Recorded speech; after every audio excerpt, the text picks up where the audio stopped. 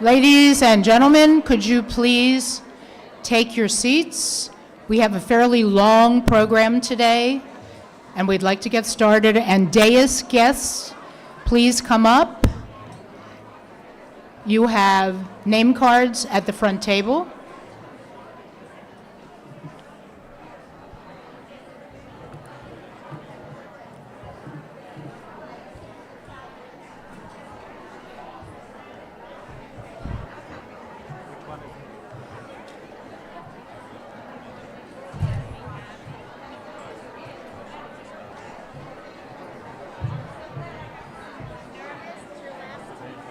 About what?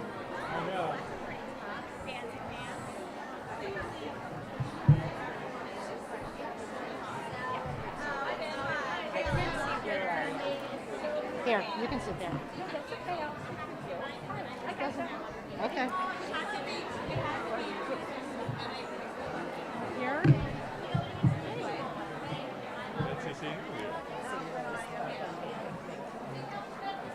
Like we were just in the same room. Okay, turn it on. It's fine. Yes.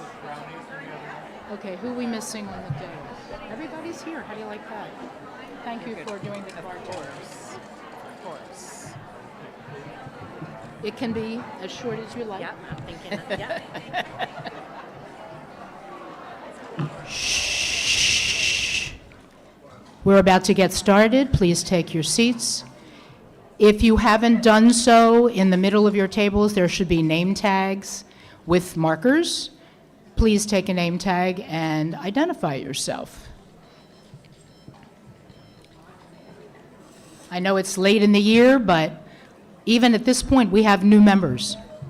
So it would be nice if everyone knows who they're seated with.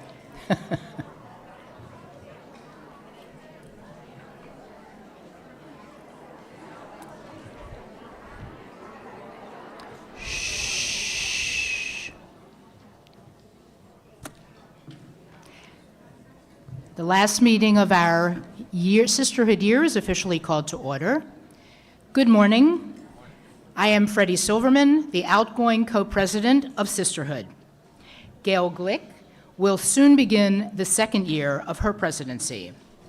It is our pleasure to welcome you to this very special and final meeting of the 2024-2025 Sisterhood year.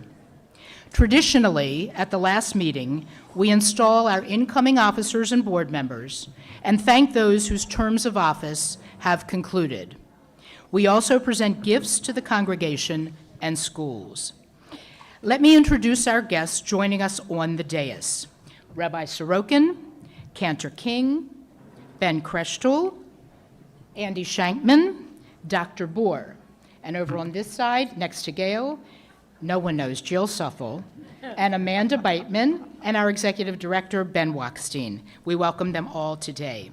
Rabbi Schwartz, there were others that we invited that could not attend, Cantor Schuster and Cantor Emily, both of whom are away at a Cantor's convention. The president of our congregation, Bruce Friedman, could not attend. Rabbi Schwartz had planned to be here, but unfortunately has to do a funeral service, so he will not be joining us. I would like to ask Rabbi Sorokin to please give the Devar Torah.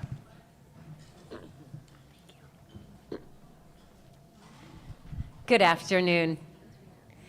So this week, our Torah portion is from a double parsha of Bihar and Bechukotai.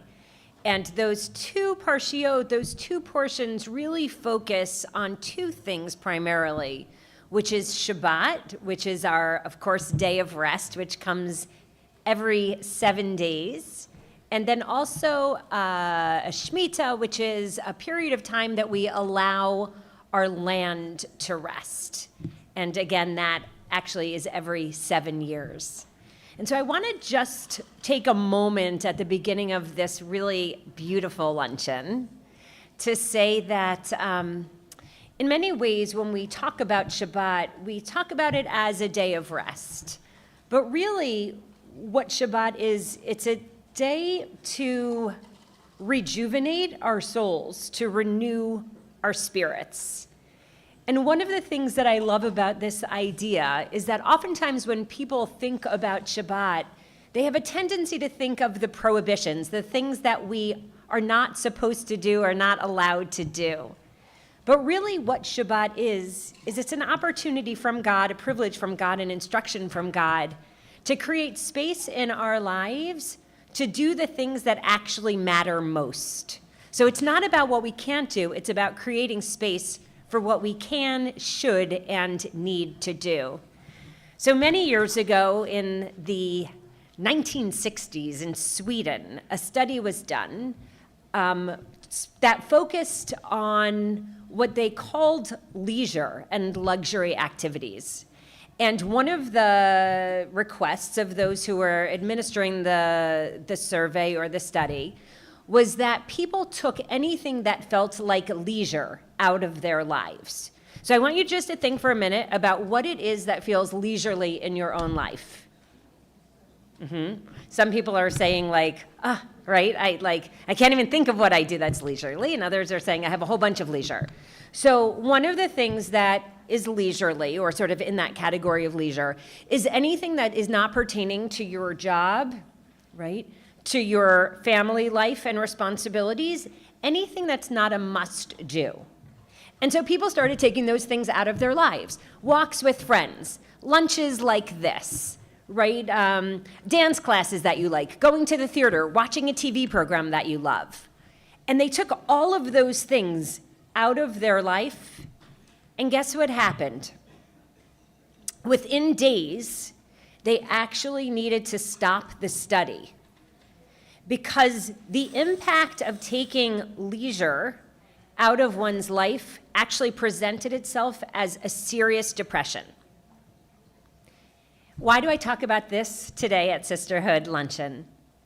Because what you do as a community every single day, just about, of our entire year, is you bring things into one another's lives and to your own lives and into our world that actually strengthens your sense of joy and joyfulness, strengthens your sense of connection, and actually rejuvenates your soul. And so I just want to say I am so happy and grateful, and we all are, that each of you makes time in your life to do things that are holy and sacred, connective, and also soul nourishing. And we are so grateful that each and every one of you has chosen to do that here at Bethel through our extraordinary sisterhood. So thank you for all of the time and energy that you have invested, not only in yourselves, but in each other and in our sacred community. We are incredibly grateful and blessed. Enjoy the lunch. Thank you, Rabbi Sorokin, and lunch is a while away, so you're not going to enjoy it yet. I neglected to remind everyone to turn off your cell phones, please. So if you haven't done that, please do so. Also, we distributed some programs that are now at each table if you want to follow along. This past year, we lost several dear members of Sisterhood. They are Yvonne Daniel, Hilda Dopkin, Carol Matz, Judy Pacino, Gail Yumkus. I'd like to call on Cantor King, who will share the memorial prayer as we remember these women who worked hard during their lifetime to support sisterhood and to also honor the Israeli people who perished at the hands of Hamas on and after October the 7th, 2023. Please rise.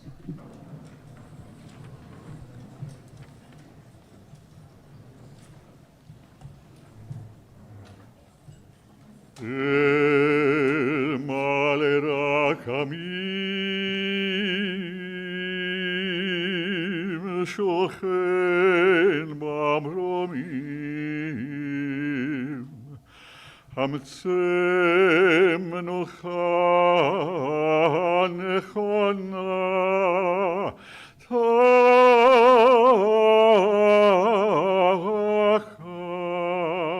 כנפי השכינה.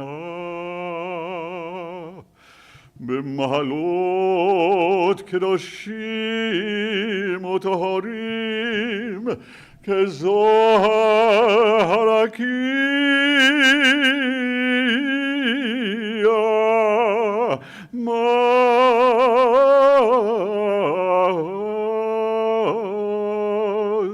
מזהירים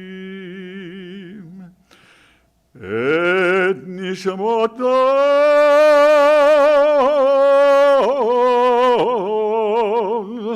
כל אלה שהזכרנו היום לברכה.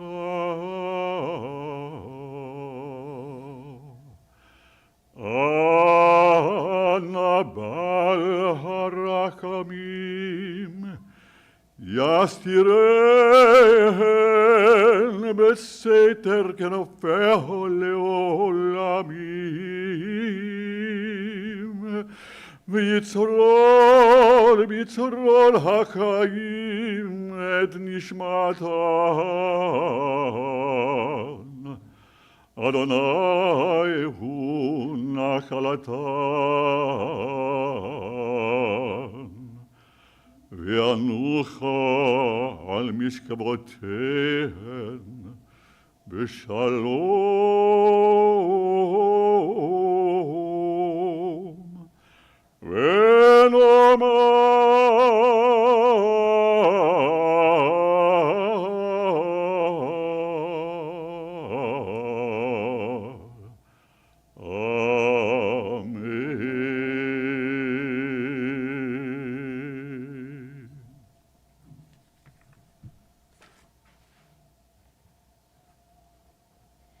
El Malei Rachamim, exalted and compassionate God, grant infinite rest in your sheltering presence among the holy and the pure to the souls of Ivan Daniel and Hilda Dopkin and Carol Matz and Judy Pacino and Gail Yumkis. We ask you, God, to hold them close in your eternal embrace. May they be gathered together with loved ones already in Olam Haba, the world to come. And may they watch over their loved ones, their family, their friends, and their community here in this world, continuing to guide them and inspire them, and to be a beautiful and loving presence in all of our lives. We ask you, God, to hold them close in your eternal embrace, and that their souls be at peace forever. Amen. Amen. Everyone may be seated.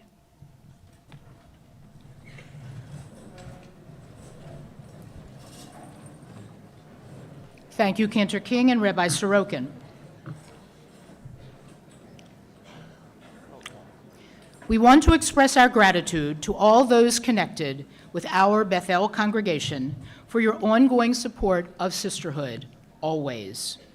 In no particular order, the list is a long one. Please hold your applause until the end.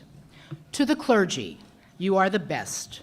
Rabbi Schwartz, Rabbi Sorokin, Cantor King, you have done more than anyone could have ever asked to keep our congregation involved and engaged throughout the years. Your services, special events, courses, moments of gratitude, shows, and an endless list of activities helped make this year and all years really fantastic.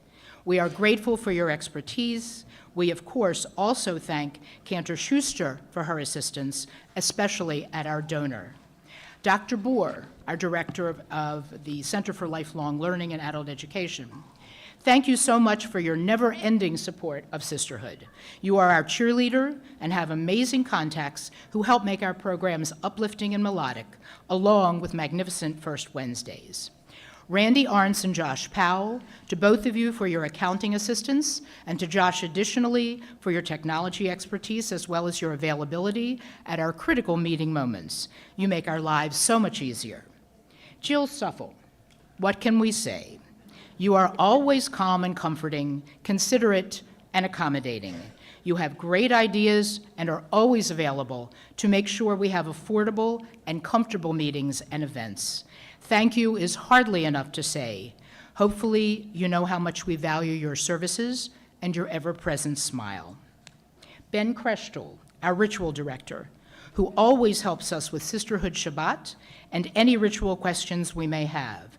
We know we can be frustrating students sometimes, but the end result is always lovely. Shazi King, without you there would be no Sisterhood Shabbat, and you have made our Sisterhood Choir an extraordinary group. And Shazi sent her regards. She is babysitting and could not be with us today. Ben Wachstein, our executive director, who answers our calls, makes sure everything runs smoothly, and has proven to be a true booster and marketer of Sisterhood. Thank you for your support. Esti Zanati and Jeremy Silbert, your wonderful flyers and marvelous publicity, along with the Scoop, affiliates, the Sisterhood webpage, and The Voice, keep us informed. We know we drive you both crazy sometimes, and we apologize, but the results are always stupendous. Yvonne Epstein, you have always helped us in any way we've asked for the past almost 6 decades, and keep us connected to the clergy, which is no easy task. Thank you. Amy Payne, you are so kind and always willing to assist us with any request, always with a smile.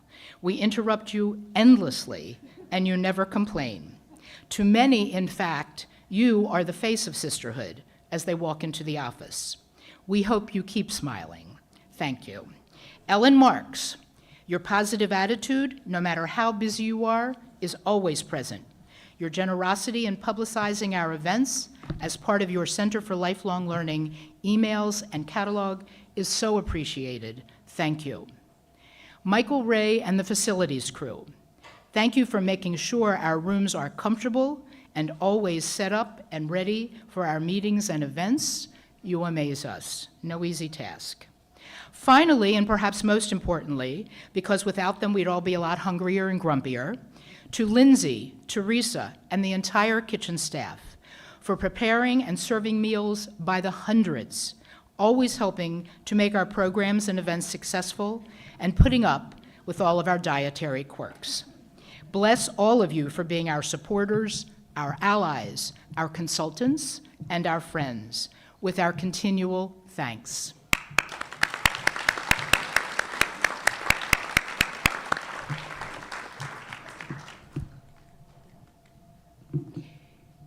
Each year, we present a member of our clergy with the opportunity to designate a charity to receive a $1,000 check.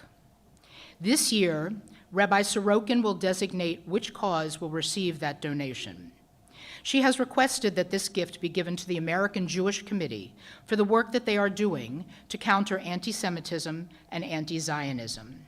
The donation has been made at her request in honor of Bruce Genderson. I'd like to ask Rabbi Sorokin to come forward and offer some remarks. So thank you all for that gift and the opportunity to make that gift to American Jewish Congress. The reason that I chose that organization was that Bruce Genderson came with a team of 3 incredibly qualified representatives from the American Jewish Congress, American Jewish Committee. And he actually gave a 3-hour presentation in our religious school that was extraordinary. And so what he did with our kids is he spoke about some of the accusations that are being launched nearly daily nowadays in what they're seeing, reading, hearing, and watching online. And they responded to all of those accusations and also gave them a real facts and a real information that they could use to go forth and to really not only represent Israel, but advocate for Israel and respond to people that are speaking mistruths about Israel. So I think that many of the kids that that engaged in that morning of learning, which Cantor Emily set up and was truly exceptional, they all came away knowing more, feeling more confident, and more capable of going out into the world, which we know can be a difficult place nowadays when it comes to standing strong with and for Israel as a child. So that was our thank you and appreciation went to AJC for the amazing work that they're doing and will continue to do to fight anti-Semitism as well as anti-Zionism in our country. Thank you.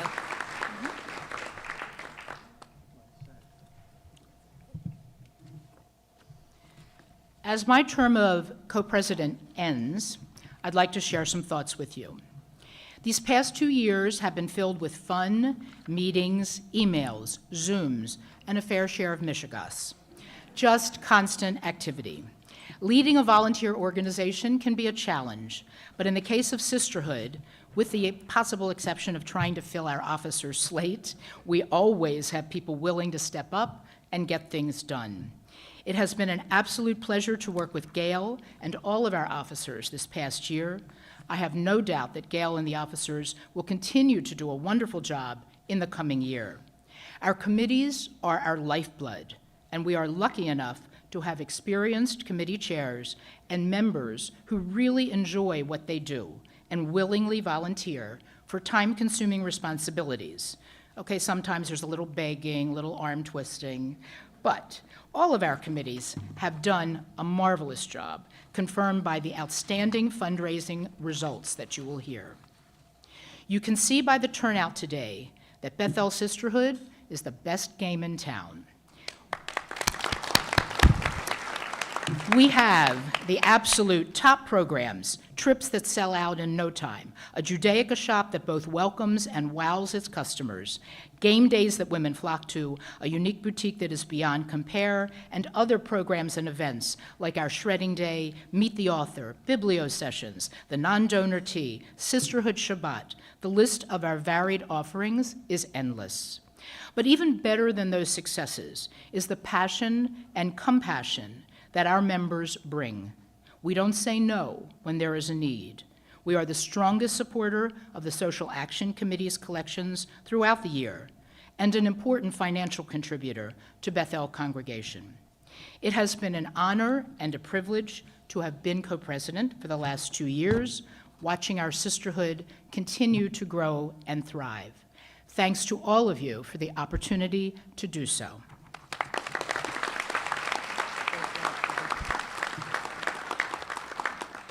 Now I would like to call up Gail Glick to help me present the checks and gifts for this year. Our sisterhood has had a phenomenal year of fundraising, and we are very proud to be able to present the following gifts. Our budgeted contribution of $25,000 to Bethel Congregation is actually a combination of many items. They are a pledge to the congregation of $10,000. This goes into our budget in the beginning of the year. The annual appeal campaign, $2,000. The Past President's Fund, $500. Agus Library, $500. The Soul Center, $1,000. A donation to honor clergy, $1,000, which you just heard Rabbi Sorokin speak about. And this year, Bethel Live, $10,000, for a total of $25,000. In addition to that amount, we are thrilled to include an additional supplement of $25,000 for a total of $50,000. Since the $1,000 donation in Rabbi Sorokin's honor has already been sent, we are delighted to present a check to Bethel in the amount of $49,000. Ben Wachstein, would you please accept this check on behalf of the congregation?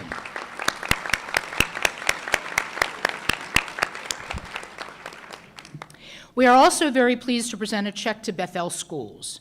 This contribution represents our budgeted amount of $11,000, which is broken down into several items, including the Eyal Bor Award of $100, the Joseph and Rochelle Lipovsky Award of $150, $4,500 to the Hebrew School, $1,250 to the preschool, and $5,000 to the Bethel Scholarship Fund, which goes towards helping those in need who cannot afford to pay for the school. We are thrilled to be able to supplement that amount as well this year with another $25,000 for a total gift of $36,000 to the Bethel Schools. We'd like to call Andy Shankman. our religious school manager and B'nai Mitzvah coordinator, who is representing the schools here today, to accept this contribution on behalf of the Bethel Hebrew School.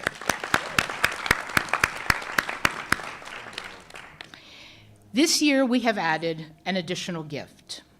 The Mark Loeb Center for Lifelong Learning, our adult education program, is beyond compare, serving not only our congregants, but also the community. The programs are varied: movies, First Wednesdays, classes on a wide range of topics, literally something for everyone.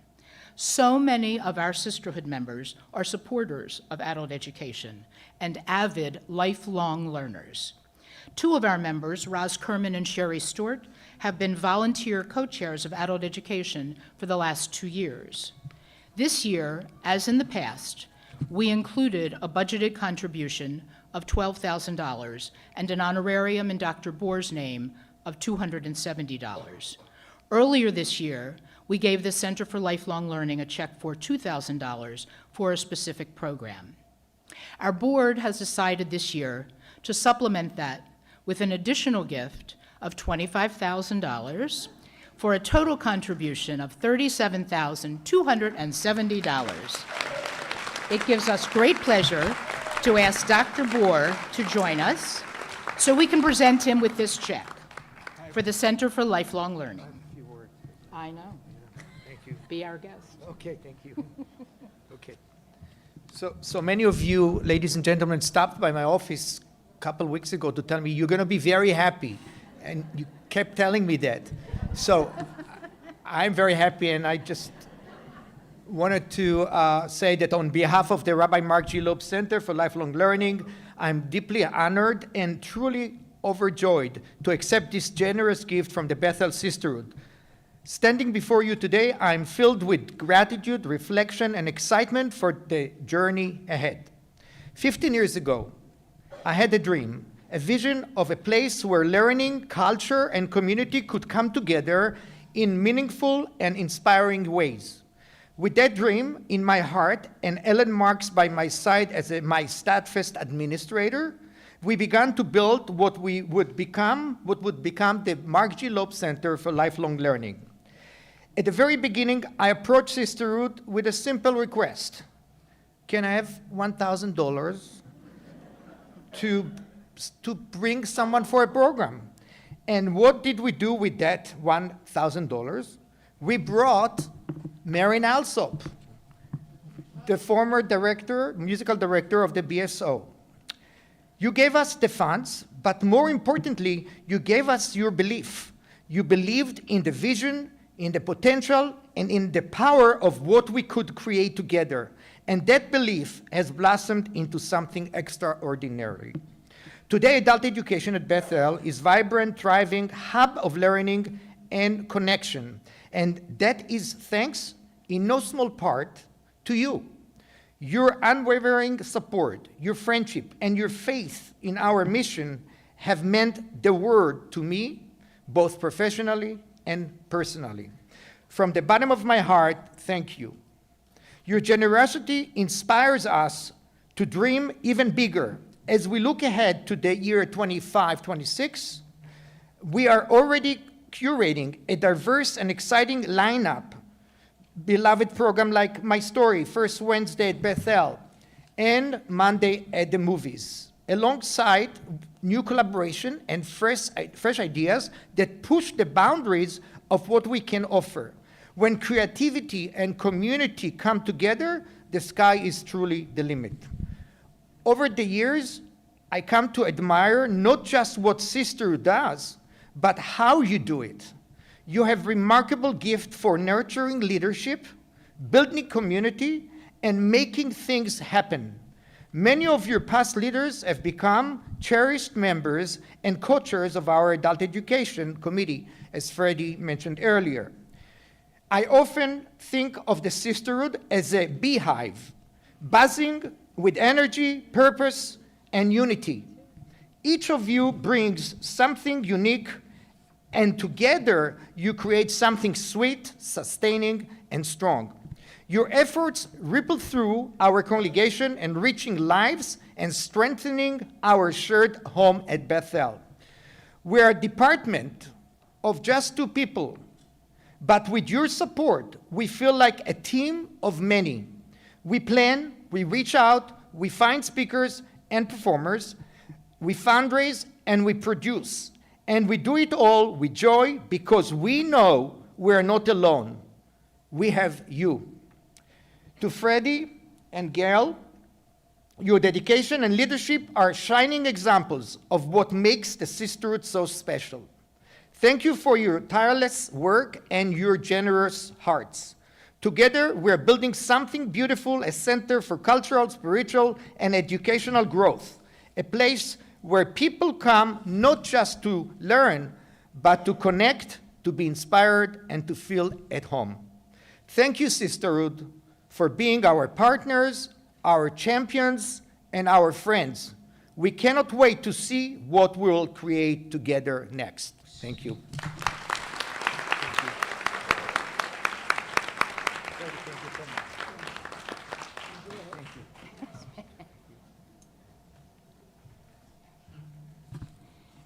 This past year, our fundraising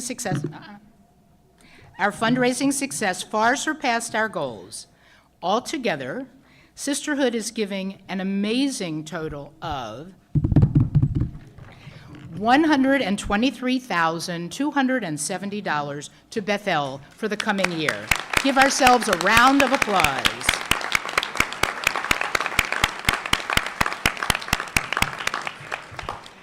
And in recognition of those superlative results, our Judaica shop is offering today a very special Sisterhood appreciation sale of double high, 36% off of almost everything in the shop. Take advantage of that. The shop will stay open after the luncheon until the last buyer is done. Now I'd like to turn the program over to Gail Glick, the Sisterhood President for 2025-2026. It's fine. Speak right now. Before we continue with our installation of officers and board members, we'd like to recognize the many past presidents who were in our luncheon today. Please stand as your names are called and hold all applause until the end. Frida Fryman, Susan Hackerman, Dale Kahn, Roz Kerman, Barbara Levinson, Honey Littman, Gloria Lashinsky, Eileen Merenblum, Janet Penn, Jane Sachs, Emily Schwab, Bobby Selnick, Marlene Siegel, and Sherry Stewart.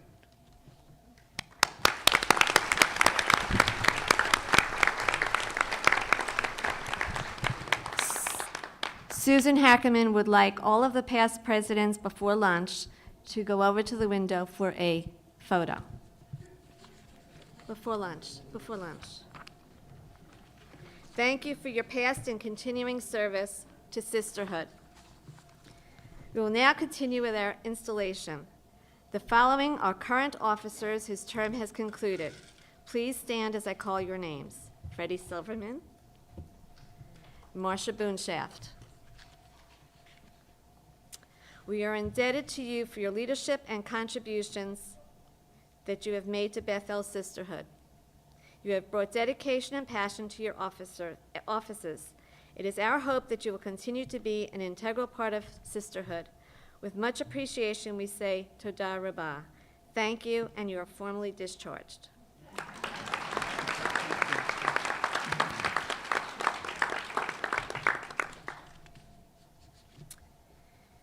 Despite the robust efforts of the nominating committee this year, in the coming year there will be many opportunities. Let me start again. Unfortunately, we do not have a co-president to stand beside me as Freddie did this year. And in the coming year, there'll be many opportunities to learn about and step into leadership positions. We hope next year Sisterhood will have a new bunch of energetic members to lead us forward. We have a new vice president, Patty Levin. Patty has done a marvelous job with welcoming new members and providing their orientation.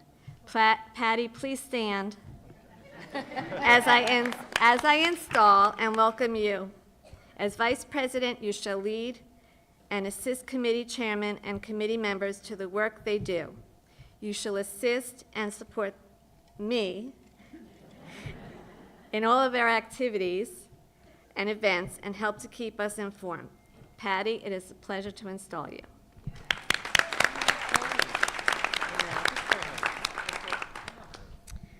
The following experienced officers have graciously agreed to give us one more year and will continue in their current positions. Thank goodness. Vice Presidents Myra Coonan and Helen Friedman. Just hold your applause because it's a list. Corresponding Secretary Marcy Kaplan. Recording Secretary Harriet Weiner. Financial Secretaries Barbara Roth, Fran Crystal, and Renee King. Parliamentarian Edie Bondroff. Treasurer Barbara Green. Comptroller and Budget Coordinator Glenda Chernoff and Alice Keurig.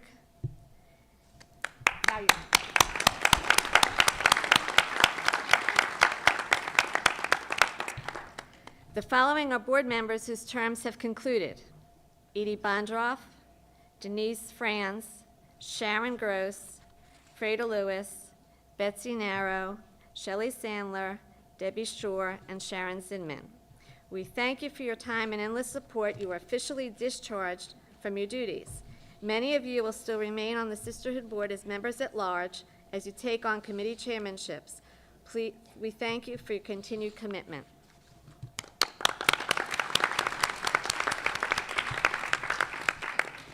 Now I would like to install our new Board of Directors. Members whose terms will be 2025 through 2028.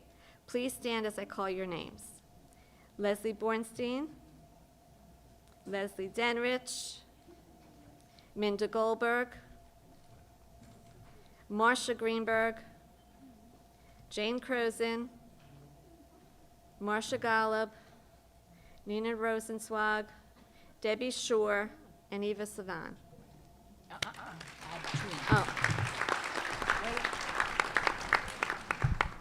Additionally, June Jacobs will be filling an unexpired term in our 2027 Board of Directors group. Please stand, June. And all the rest. And all the rest. Welcome to the Board of Directors. We look forward to your active participation in Sisterhood. You were officially installed. Mazel tov to all. We anticipate another outstanding, successful Sisterhood year.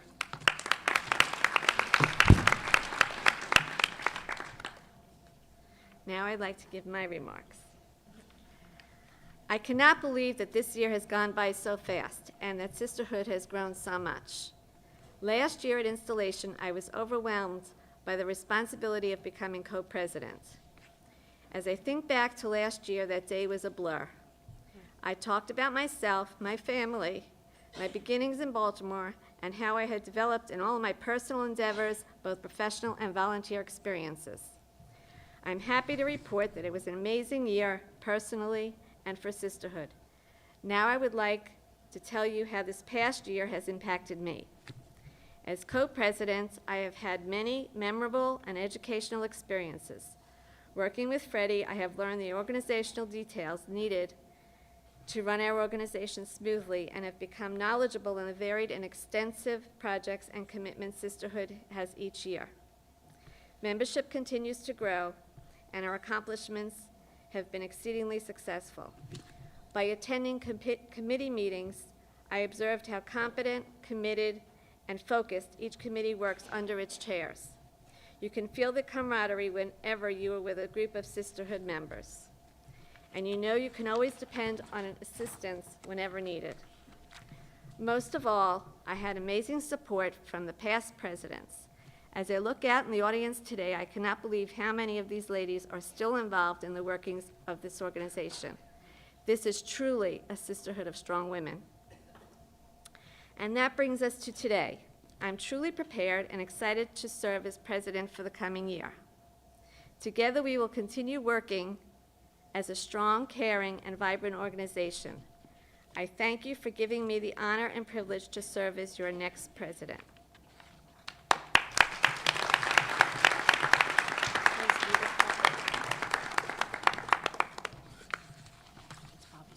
Yeah. I'd like to call upon Bobby Selnick to announce our sponsorships. We've had a fantastic year with sponsorships.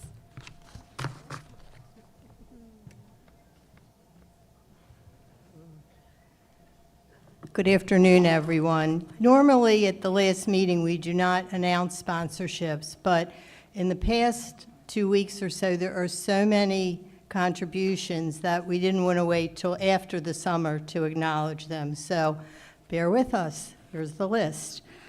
First is for Fern Rogo, who gave a contribution in memory of Estelle Silverman, beloved mother of Susan Goldshire and Marcia Greenberg. Then Marcia Greenberg and Susan Goldshire also gave a contribution in memory of their beloved mother, Estelle Silverman.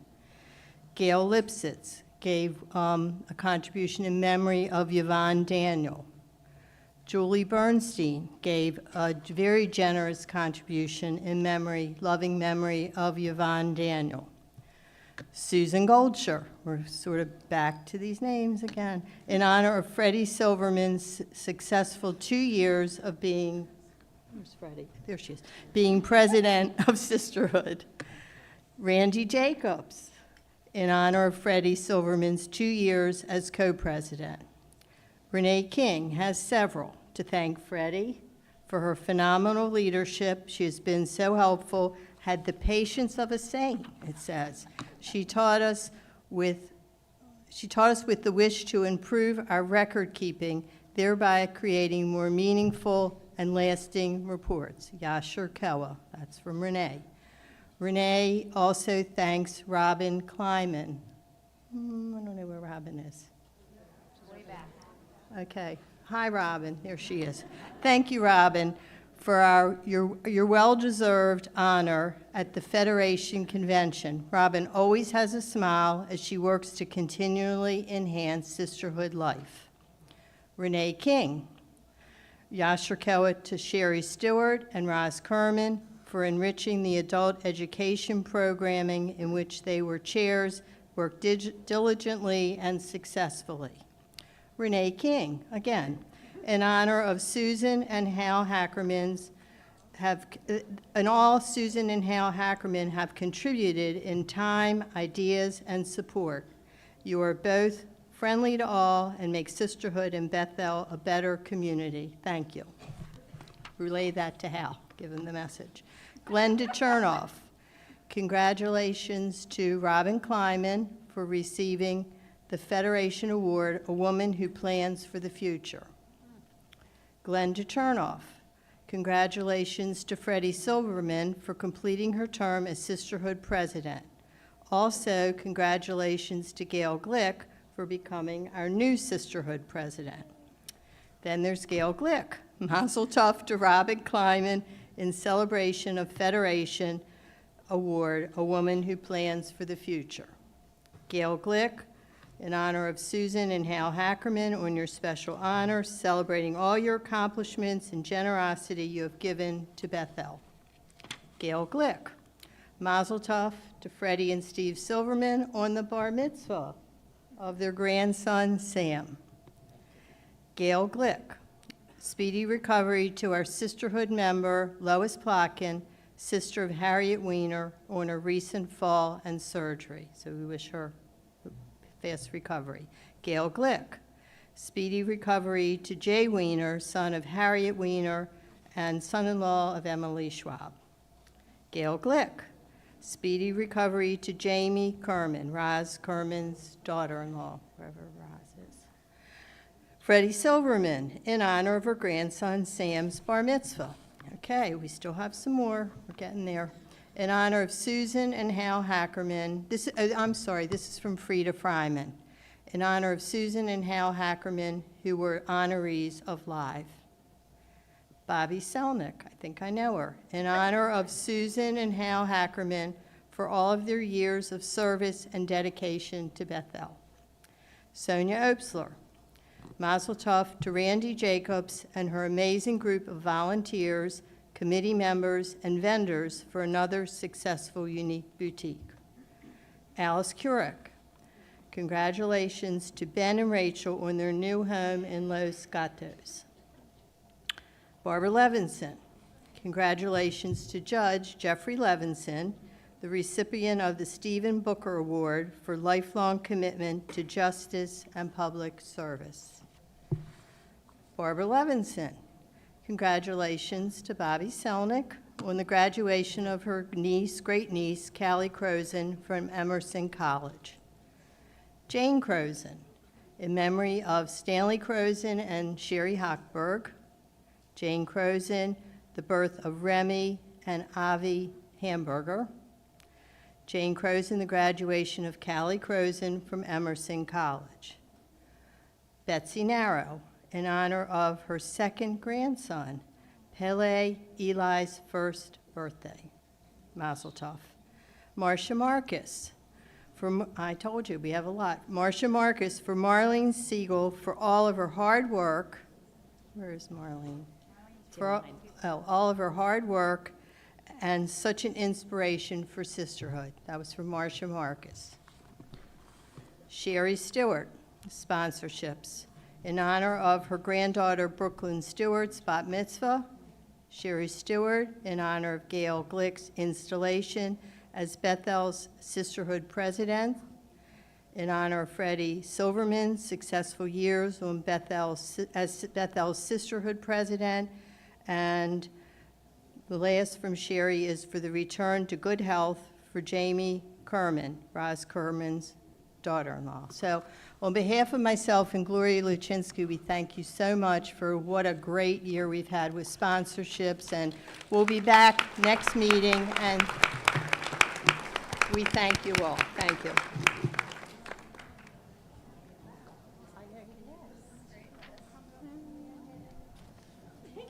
Okay, I have two announcements before we get started with lunch. Our program committee has asked that there are these little slips on your table. If you have any suggestions for programs for next year, fill them out, leave them, or give them to Robin or Dale. And we will be selling raffles during lunch. And we would like to call up Ben Kreshdahl for the motzi. Please please unwrap the bread.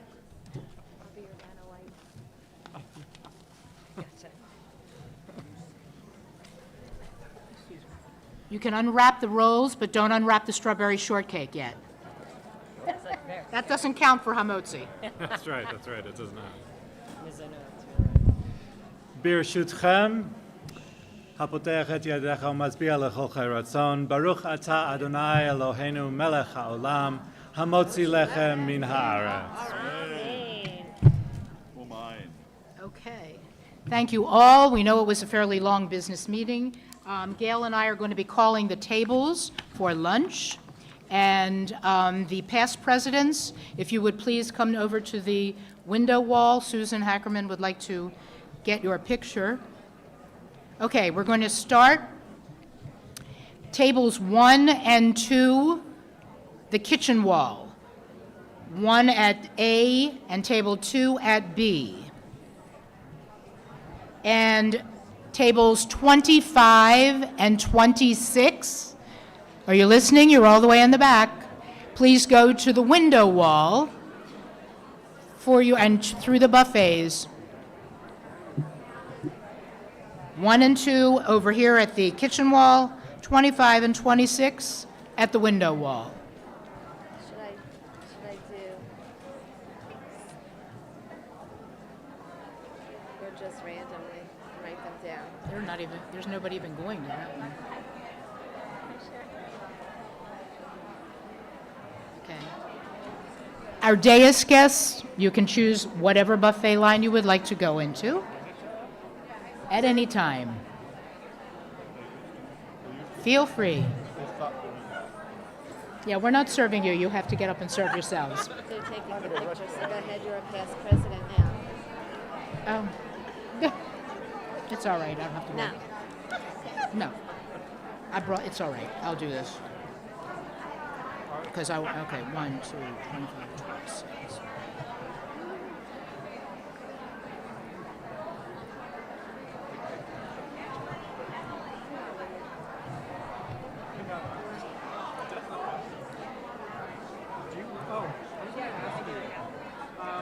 Is it okay if I bring Wait a minute. 17, 18, 16, 13, 14. And then you can Just come walk back. them up. That's all right. I'm pulling sources already for Table 3 and 4. Did you not think about that yet? Like what to do? And table 23 and 24. Or if you wanted to do Chesed, you could do 3 and 4 and 23 and 24. Chesed of angels. What I really want to do, but I think I did it last year. I love when I wanted to revisit some of our like that was some friendship.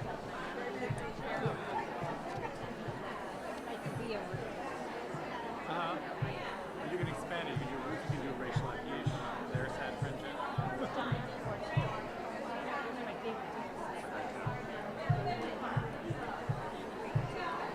I know I'd like to think I've always wanted to do like a further exploration on Sri because it's a part of Sephardic liturgy every morning. And I've always found that interesting to why it's that.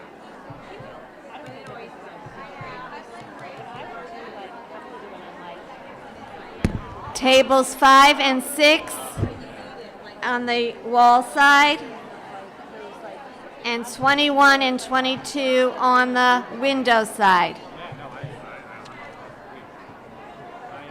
often prayers of supplication are very many. like is that I need like something that's like a little there. You like the carrot? With asparagus. Chicken salad. I'm gonna do asparagus.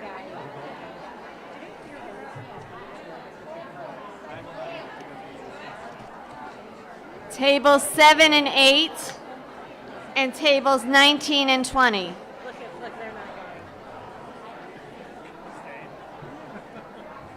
We've been so conditioned.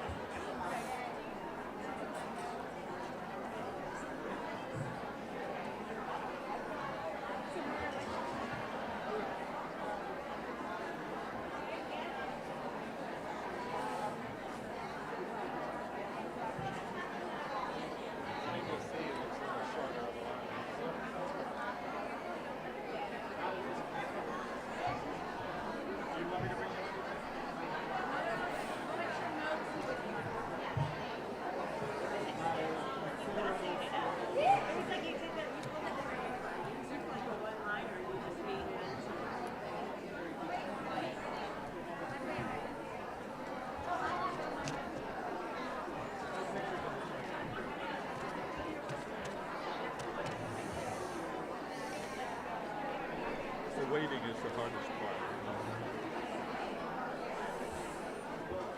It's beautiful, by the way. Thank you, thank you, That's just what. thank you.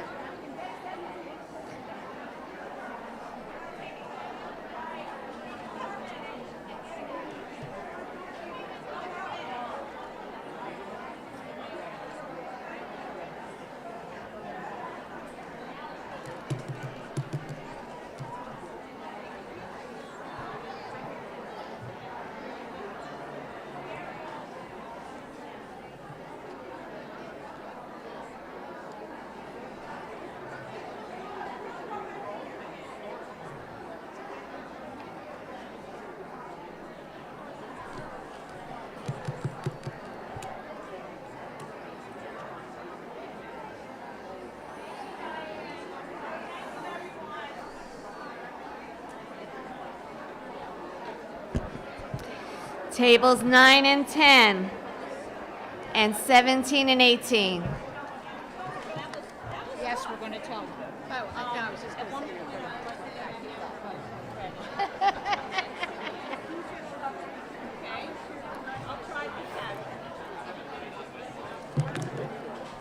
What are we up to? Oh, you were almost done. Yeah, I've been calling, but look at it. Oh, well, if it's crowded, let it sit for Hello. a minute.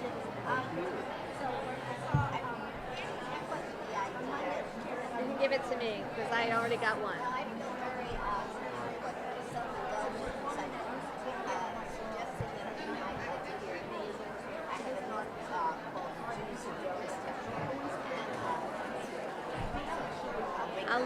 Okay.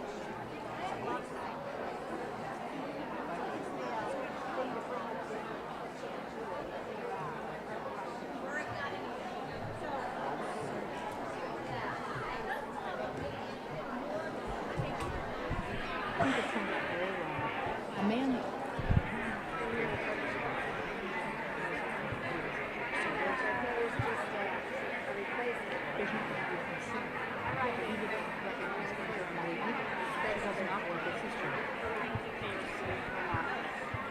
And I'll have her back. We got this. We've got this 2025, 2026. Sunday. A Sunday. Yeah, A Sunday. I want you to come in. We're going to look at the calendar and we're going to just figure out a Sunday.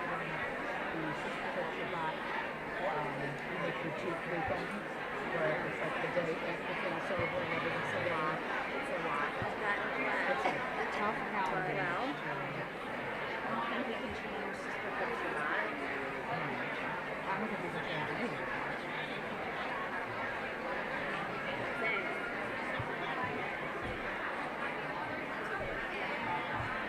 I did email Barbara Finkel. She sent me an email. Two things that she wants. Two things. Two easy things. I'm sure there's something else. Barbara Finkel.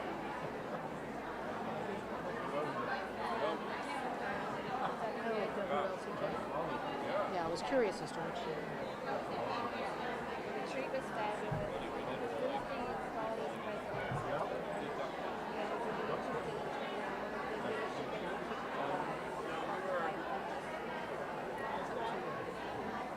I have not. I was not impressed with their leadership. Right, that too. But if they're providing funding for you, it's very I have to think about it.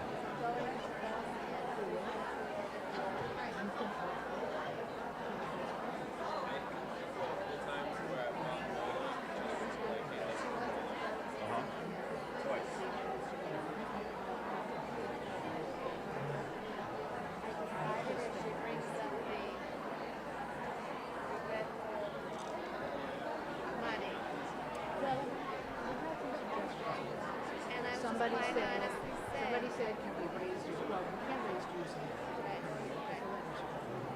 Somebody said, a friend suggested including a voluntary. Right. It's a waste of time. But quite honestly, I mean, they haven't come up with their databases.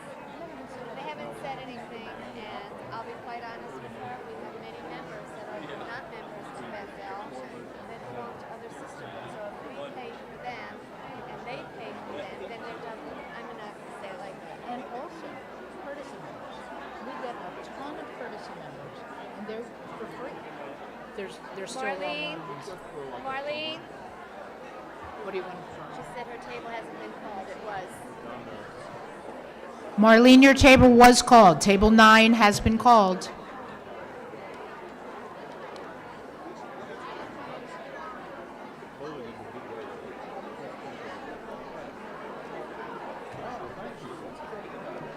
Okay, our last 4 tables, 11, 12 over to the kitchen wall, 13 and 14 to the window wall.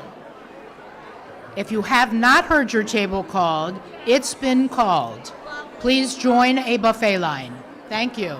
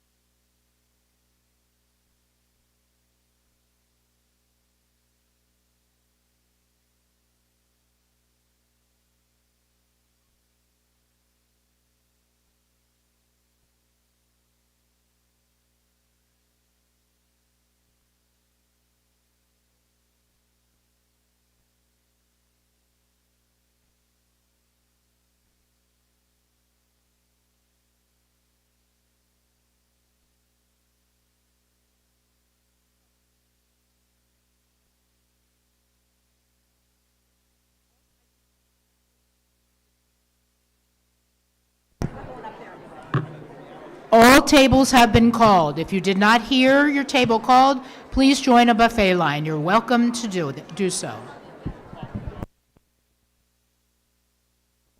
We have smaller lines over on the kitchen wall.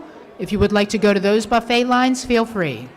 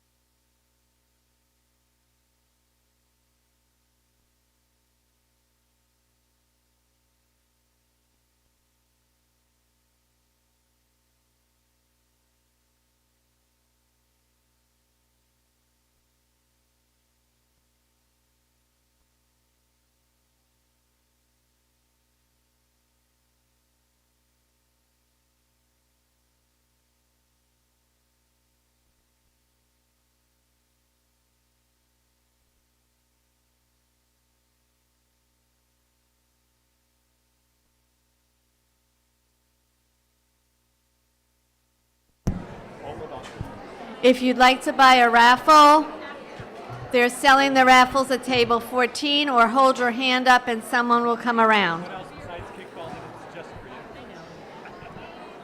for you? Shh. The ladies are selling raffles at table 14, or hold up your hand and someone will come around.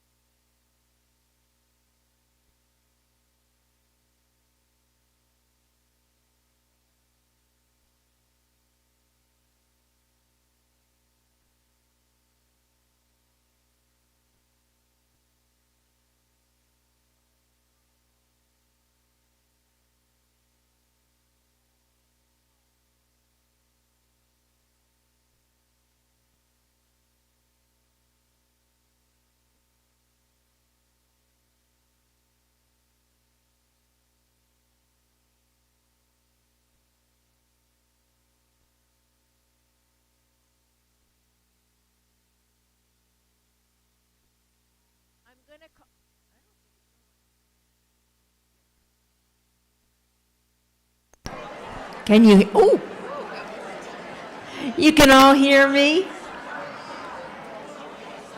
And we're going to get, ooh, I'm sorry. We're going to get ready to do the beer cot, which is those little plastic folders on the middle of your table. And as many of you as can sing, talk, walk, I want you to respond wherever you can. Where's Susan? Susan Hackerman. There she is. Oh, and Amy. Eventually, my goal is to have all of you up here, and I will sit down there. It's all right. How you feeling, Jane? I'm standing. The modern pharmaceuticals and acupuncture. Good. You want me to hold it? Yeah, so I can hold you. Yeah, perfect.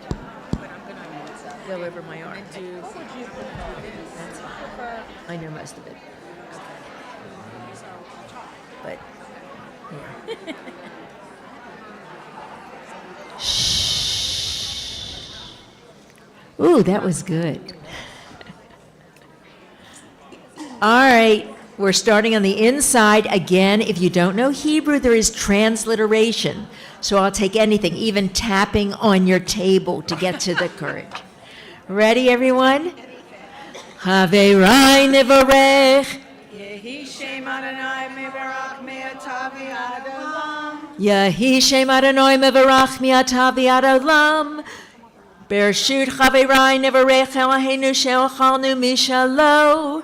Baruch Eloheinu shalom mishalo uvtuvo hayinu. Baruch Eloheinu she'ochalnu mishalo uvtuvo chayinu. Baruch atah Adonai Eloheinu melech haolam hazan et haolam kulo b'tuvo b'chein b'chesed uv'rachamim rachamim hu notein lechem l'chol basar ki li'olam chasto uv'tuvo hagadol Tamid lo chasar lanu, v'al yechsar lanu, mazon li'olam ba'ed, ba'avor shemo hagadol, ki zonu farnes lakol, umetiv lakol, umechin mazon, ba'chol briotav asher bara, Baruch atah Adonai Hazan et hakol. Okay, we're going to lead. You're going to respond. Ready? English. This is English, everyone. Praise be God, of whose bounty we have partaken, and through whose goodness we live.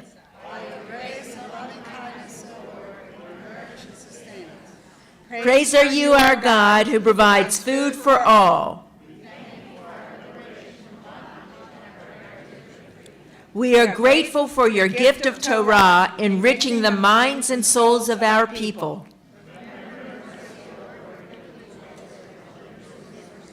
Adonai, our God, bless all assembled at these tables.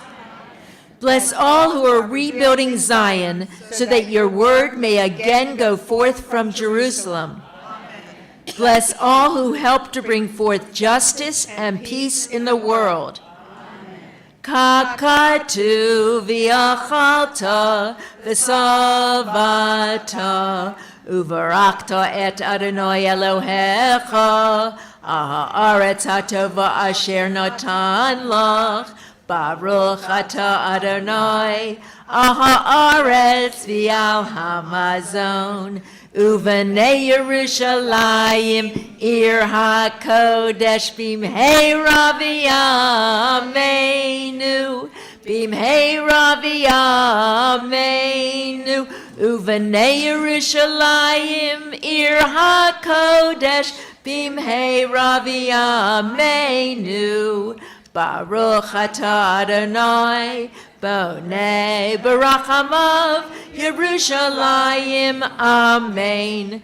Baruch atah Adonai, Eloheinu melech haolam, Ho'el Avinu malkeinu, Adireinu boreinu, Goaleinu yotzreinu, Kadoshenu kadosh Yaakov, Ro'enu ro'ei Yisrael, HaMelech HaMeitiv, Akol, Shevacho yom vayom, Hu heitiv, hu meitiv, hu yetiv lanu. Everyone. Oseh shalom v'imromav, hu ya'aseh shalom, aleinu v'al kol Yisrael v'imaru, amen. Adonai oz li'amo yitain, Adonai yivarech et amo v'shalom. English together, everyone, the last one. Let's hear all of you from the back also. May God give strength to our people and bless us all with peace. And to that we say, Amen. Yeah, Yashakoah. Yashakoah. Got it. I'll tell you, holding that and trying to find my place was not easy. I'm good.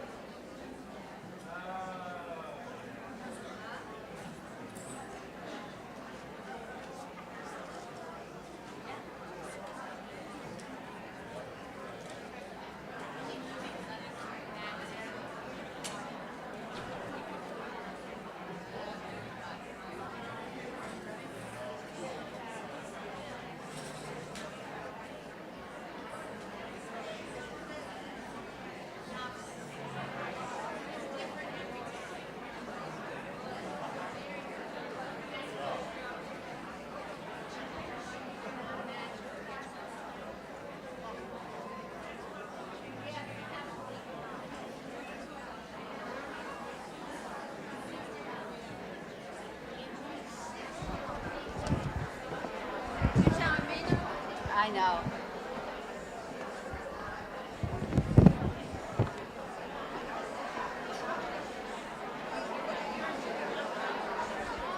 So what should we do?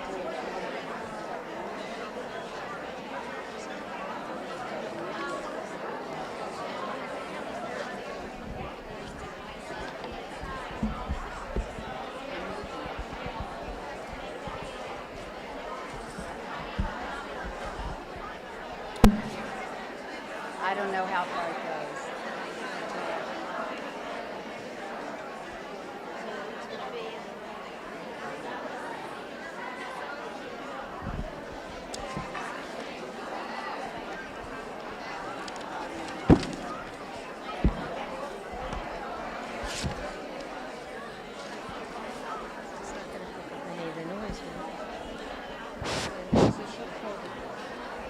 Push the button. So it turns green.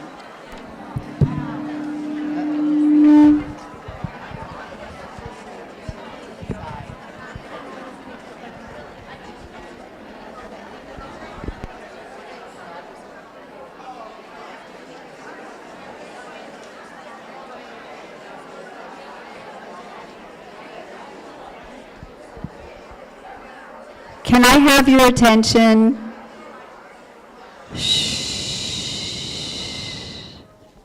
Magic.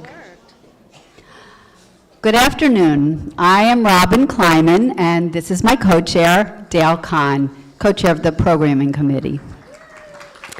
Thank you.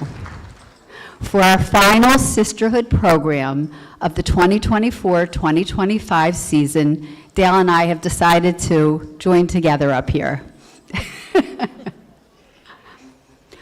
Your turn. It is a true privilege. It is a true privilege to introduce someone whose impact on both the stage and the classroom is nothing short of extraordinary, Clay Phillip. Clay is an actor, dancer, educator, choreographer, and Broadway veteran. CJ is the 2024 recipient of the Tony Award for Excellence in Theater Education, a national honor that recognizes her outstanding commitment to inspiring students and transforming lives through the power of the arts. Her work exemplifies what it means to lead with passion, purpose, and heart. A Broadway veteran, CJ has performed in acclaimed productions like Big, the musical, and Hairspray. But it's her work offstage as a teacher, mentor, and community builder that continues to shape the next generation of artists and leaders. CJ is the founder and artistic director of Dance and Be More, a Baltimore ensemble and community arts organization known for its intergenerational programs that connect youth, families, and elders through dance, music, and theater. We hope you had time to see the video that was running in the lobby or on the side there when you checked in. Please join us in welcoming an artist, educator, and change maker, Baltimore's own CJ Phillip. And while she's making her way to the stage, I want to remind you of something that Gail mentioned. These little pieces of paper on your table are for suggestions. If you have a really amazing connection for next year's speakers, please write down on your paper and give it to Dale or I. Thank you.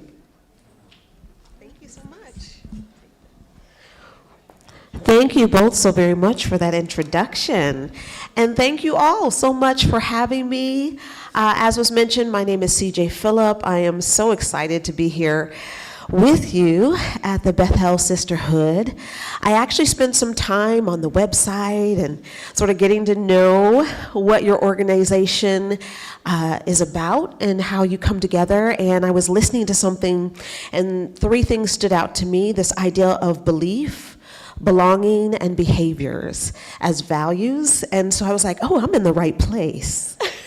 So I'm really excited to share a little bit about my journey and about my life.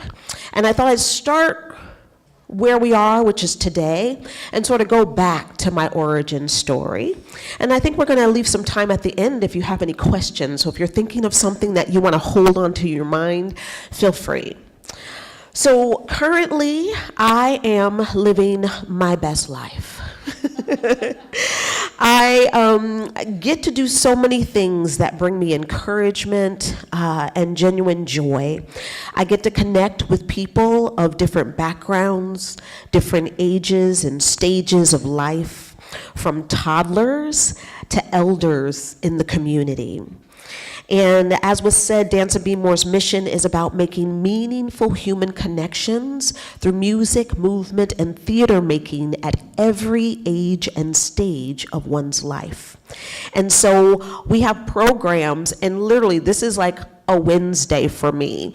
I'm with toddlers and their parents, and we are wiggling and singing together and playing little shakies. And then I go down to the Waxter Center for Healthy Aging, and our elder ensemble, who are 60 and older, are getting ready for a performance this is last Wednesday, for a performance to open up the Leading Age Conference of Maryland, and we're singing Motown, and we're doing call and response and sharing things with that audience and wisdom. And then I go to Green Street Academy, where I have high school students who are learning theater and getting in touch with their own voice and writing spoken word pieces that they can present. And then, right after that, I go to our free adult ballet and Broadway classes that are also on Wednesday nights. I know some of you are like, let me write that down. And I'm getting to see folks who work regular jobs, who took ballet when they were little and thought they sort of aged out of it. I used to take ballet. If I were to go back now, I'm a beginner. I don't want to be in a room full of 12-year-olds. And so we made a class that was for adults who just want to feel like they're around other adults who are figuring out how to point their toes again and feel graceful and beautiful. And so, like I said, It's an incredible life. That's a Wednesday for me to be able to connect with so many people on so many different levels. And it is, although something that's very fulfilling for me, it's not the dream that I necessarily had for myself. It's not where I started. And so I want to give you a little background of my growing up. I grew up in upstate New York. My mom and dad unfortunately divorced when I was very young. So it was not easy for my mom, who was raising 6 children.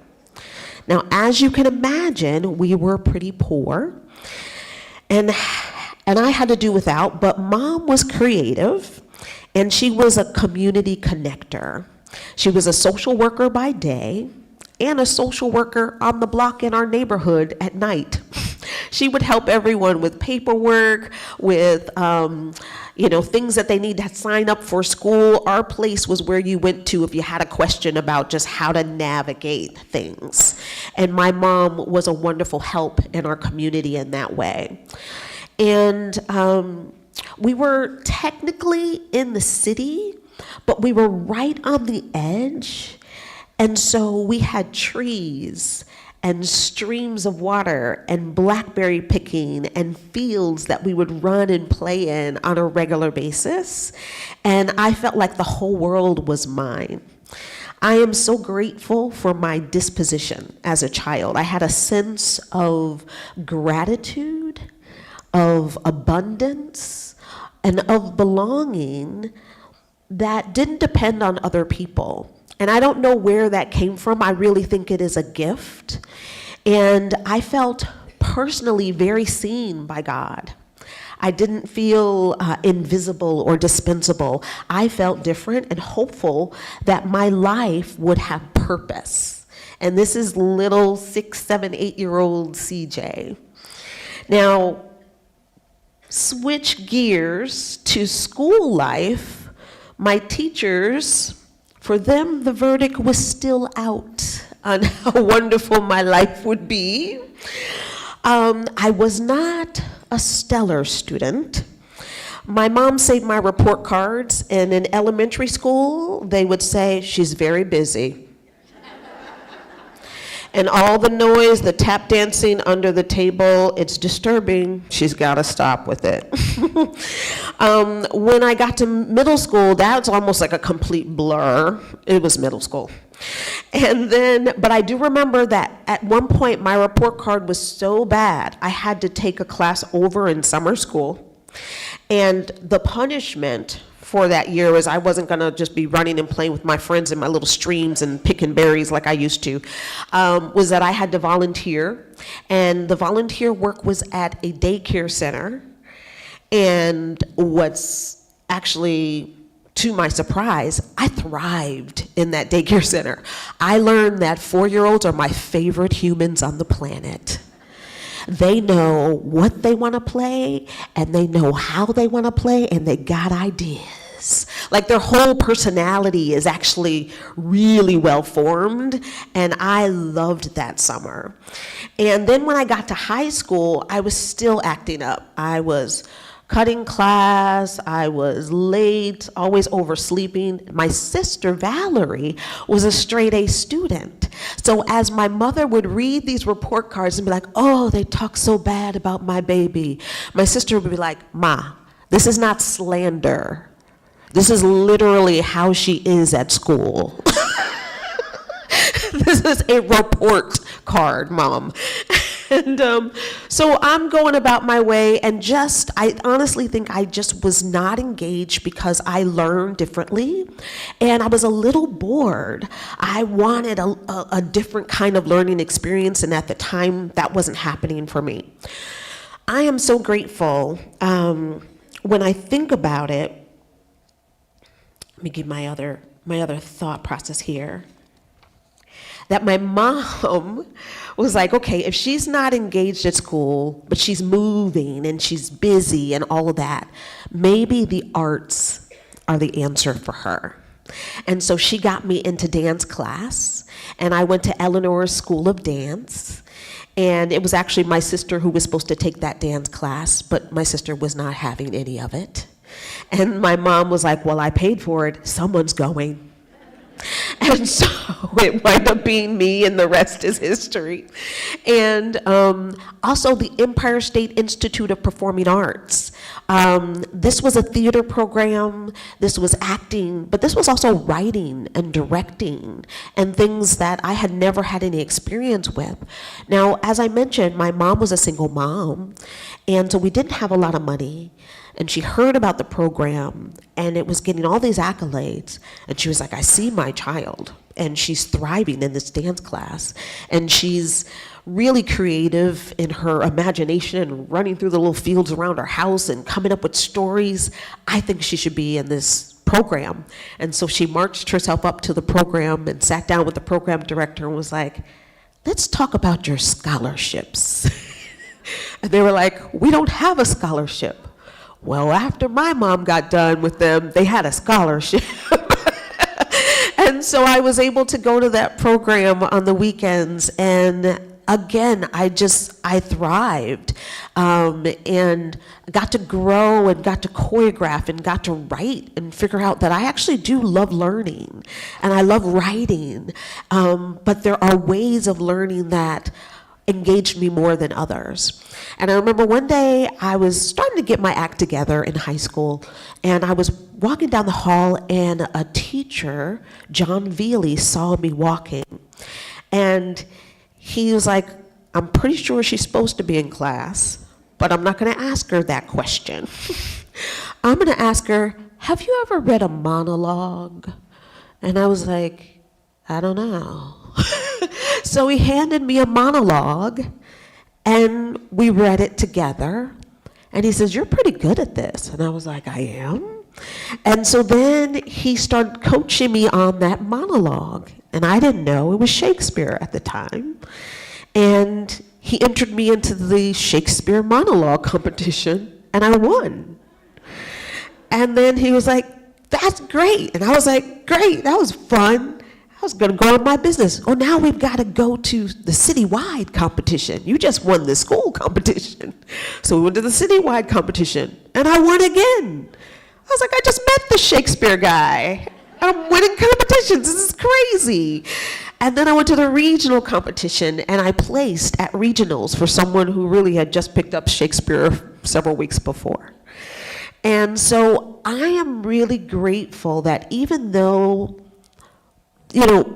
my report cards weren't the best coming up, that there were still those who saw my potential and thought, I think she's capable of more, and I'm going to engage her in a different way and see what she latches onto.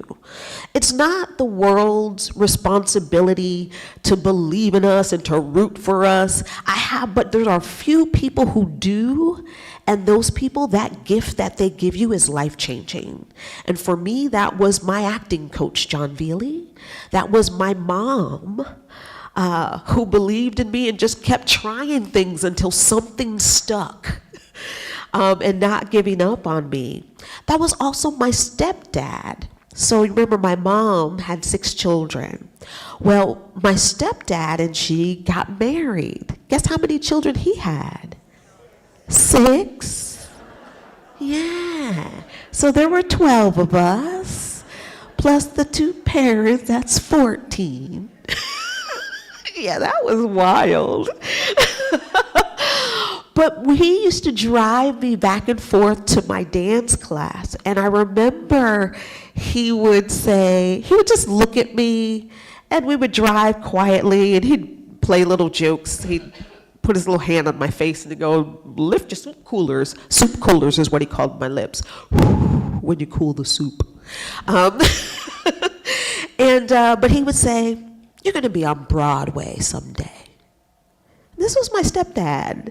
We were still getting to know each other, but he just would see me dancing and singing in the downstairs, and my brothers would be like, quiet, please. And my dad would be like, don't you do it.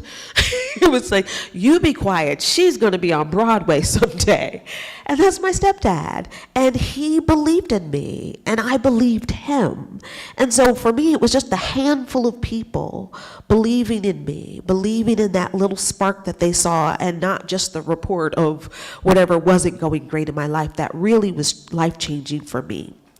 And so now, fast forward, I actually did move to New York City in hopes of being on Broadway, right? So I've got these dreams. I wind up being a vocal major in music and dancing in companies, and a modern dance company and an African dance company in my hometown, and didn't realize at the moment how much that prepared me for musical theater until I got to New York City.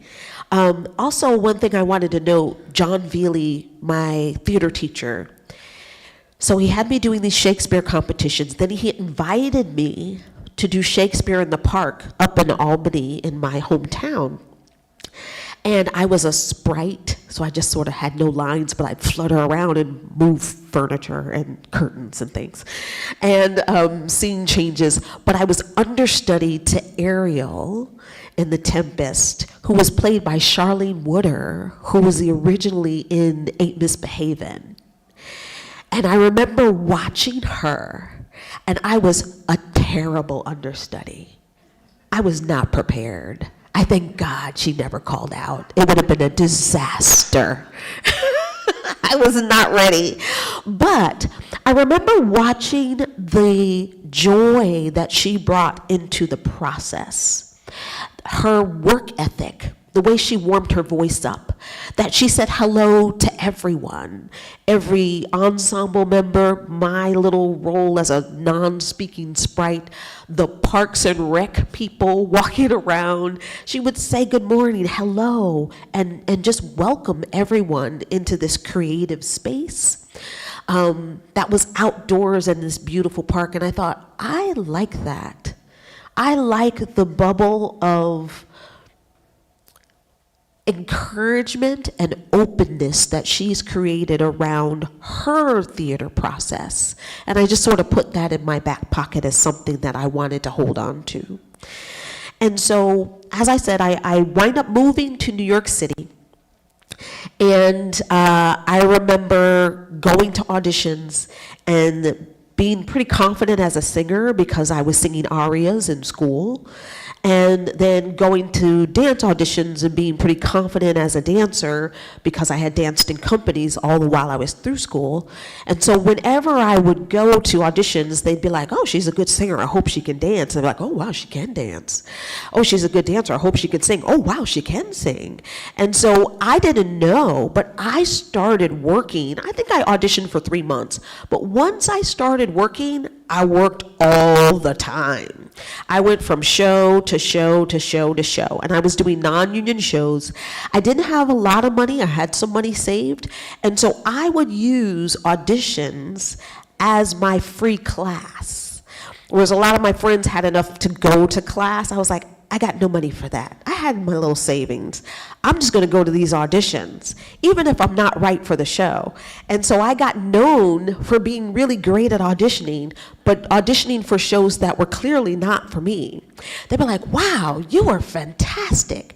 We are not going to hire you for Fiddler at this time, but we are so glad to meet you.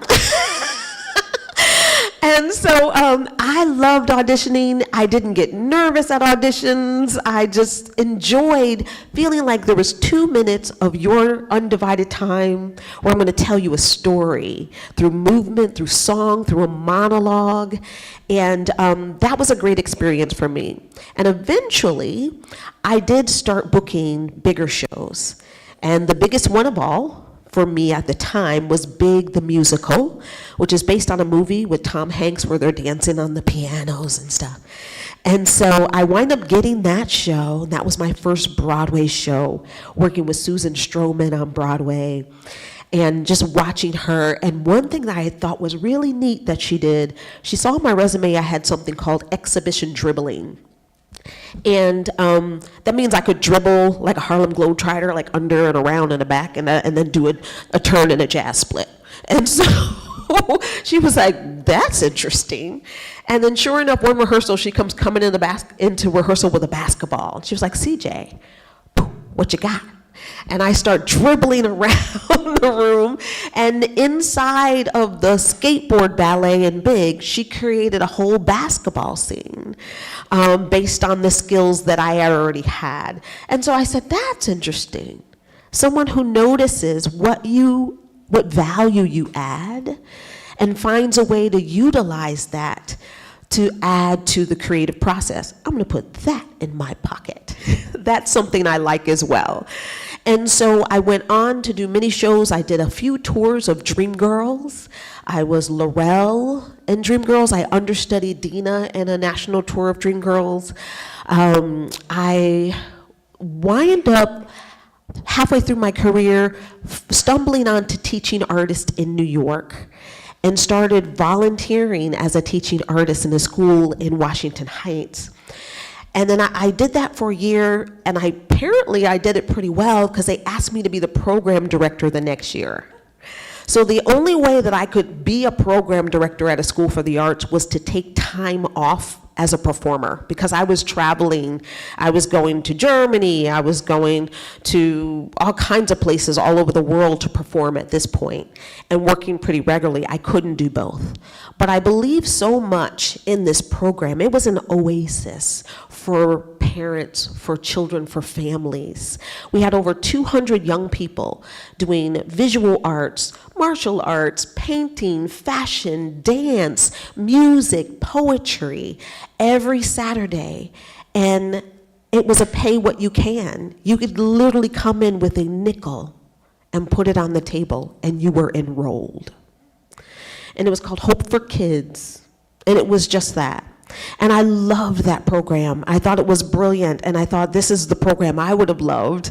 And so I want to pour into this and make this the best that it could be. So I took a year off of performing and was the director of Hope for Kids in Washington Heights, and I learned so much. And one of the next things I put in my back pocket was parents were missing out on some of the most extraordinary development and growth that their child was having when you drop a child off and then you go, they do all this creative play, you come back, you're at the recital, you're capturing it for grandma, and then also, this is the thing, it's not their fault, because kids don't tell you what they did. And you pick them up and you go, how was it? And they go, it was fine. I'm like, and the teachers are like, are you kidding me? You were amazing today. It was like watching a caterpillar become a butterfly. It wasn't, they will never tell the parents that. And so I'm so sorry for all of you parents who don't know the extraordinary things that your children are doing in these art classes. And so I thought, oh, I want to invite the parents in to be a part of the brilliance, the development, the discovery, and the memories that we are making through creating together. What if creativity could be a part of the family community? And I was like, that's a good idea. I'm gonna put that in my pocket. And so that was a lot of my experience in New York. When I came back from teaching as a teaching artist, I started auditioning again, and it was tough. I was not getting the callbacks that I used to. It was humbling, and I still had to show up. I was like, I still love auditioning, but it is disappointing. And they weren't saying yes as often, but I kept going, and I just was like, build up some character, CJ, come on, do the things. So I kept training and focusing, and I got stronger and I got better, and before you know it, I started getting callbacks again. And one of my favorite callbacks was for the musical Hairspray. And Hairspray was on Broadway. It was a huge hit, and they were going to have a Broadway national tour. And so they were casting, and they had everybody in New York. I mean, it was like as probably 800 to 1,000 people auditioning. I happened to be in Hamburg, Germany, doing a show as like a lead singer on some industrial show about technology. So when I got back, and this is back when we had voicemails and you'd put money in the machine and check your voicemail. And so I checked my voicemail, and the casting agent was like, CJ, like 6 messages. CJ, where have you been? Da, da, da, da. So I called them back. They were like, they're trying to cast Hairspray. We really want them to see you. The last audition is tomorrow morning. And so I was like, okay, I'll rush down there. And I rushed down. They said, just come early. They'll teach you the choreography really quickly. And, we'll see what happens. So I rushed down.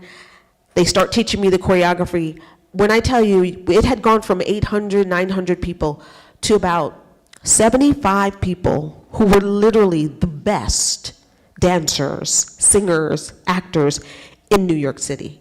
I spent that whole audition just slow clapping for people like, whoa, that was amazing. I was so impressed with everyone and just grateful to be there. And so when I finally got to do the audition, I remember thinking, I'm not going to outdance anybody in this room. Not only are they all amazing, but they've been doing this for 4 weeks. I've been out of town. So I'm just going to razzmatazz. I was like, that's all I got going for me, folks, is I'm going to tell a story, I'm going to give them my energy, and I'm going to show up as the best version of myself. And if that's something that they're looking for, I got tons of that. Now, I know they can teach me the steps, they can teach me the songs, I've been in shows before, but I need to just show up as myself. And it's one of the things that I teach our young people in our programs, that sometimes at an audition, it's okay if you go left when you're supposed to go right. It's okay if your hands are up when they're supposed to be down. But if you do it with confidence, as I say, strong and wrong, there's something about that that's really interesting to people. And so I have no idea if I did the right steps at that audition. I have no idea if I sang the right notes at that audition. All I know is I had a Broadway touring contract and I was hired. And so I was able to go on tour with Hairspray. And not only did they hire me, but there was a moment where all of the best dancers had to now sing Welcome to the 60s. And welcome to the 60s, oh, oh, oh, oh, oh, oh. And then there's that end part where you're like, wah! And everybody's riffing and running and all that stuff. Well, you tell a dancer to just riff and run and you will see the fear in the eyes, because we're not used to making up notes. But remember, I was a voice major. So I was this confident singer who also was a confident dancer. Again, I have no idea what I actually sang. I just breathed deep and opened my mouth and was like, Apparently it worked out. But in that moment, I could tell that some of the stronger singers who were now kept were not as confident in the new dance that they were teaching us. And so I didn't want to step on the toes of any of the auditioning dance captains who were trying to help those ladies out. But I was like, this is going slow. I am picking up these steps pretty quickly, but they're not. What do I do? And I remember thinking, help out, be of service.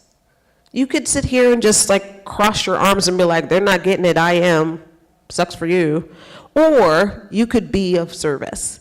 And so I wind up giving a little like tip gently of like, something that's helping me with this particular step is if I lean into my right hip, and then the girls would try and they go, oh, that is helpful.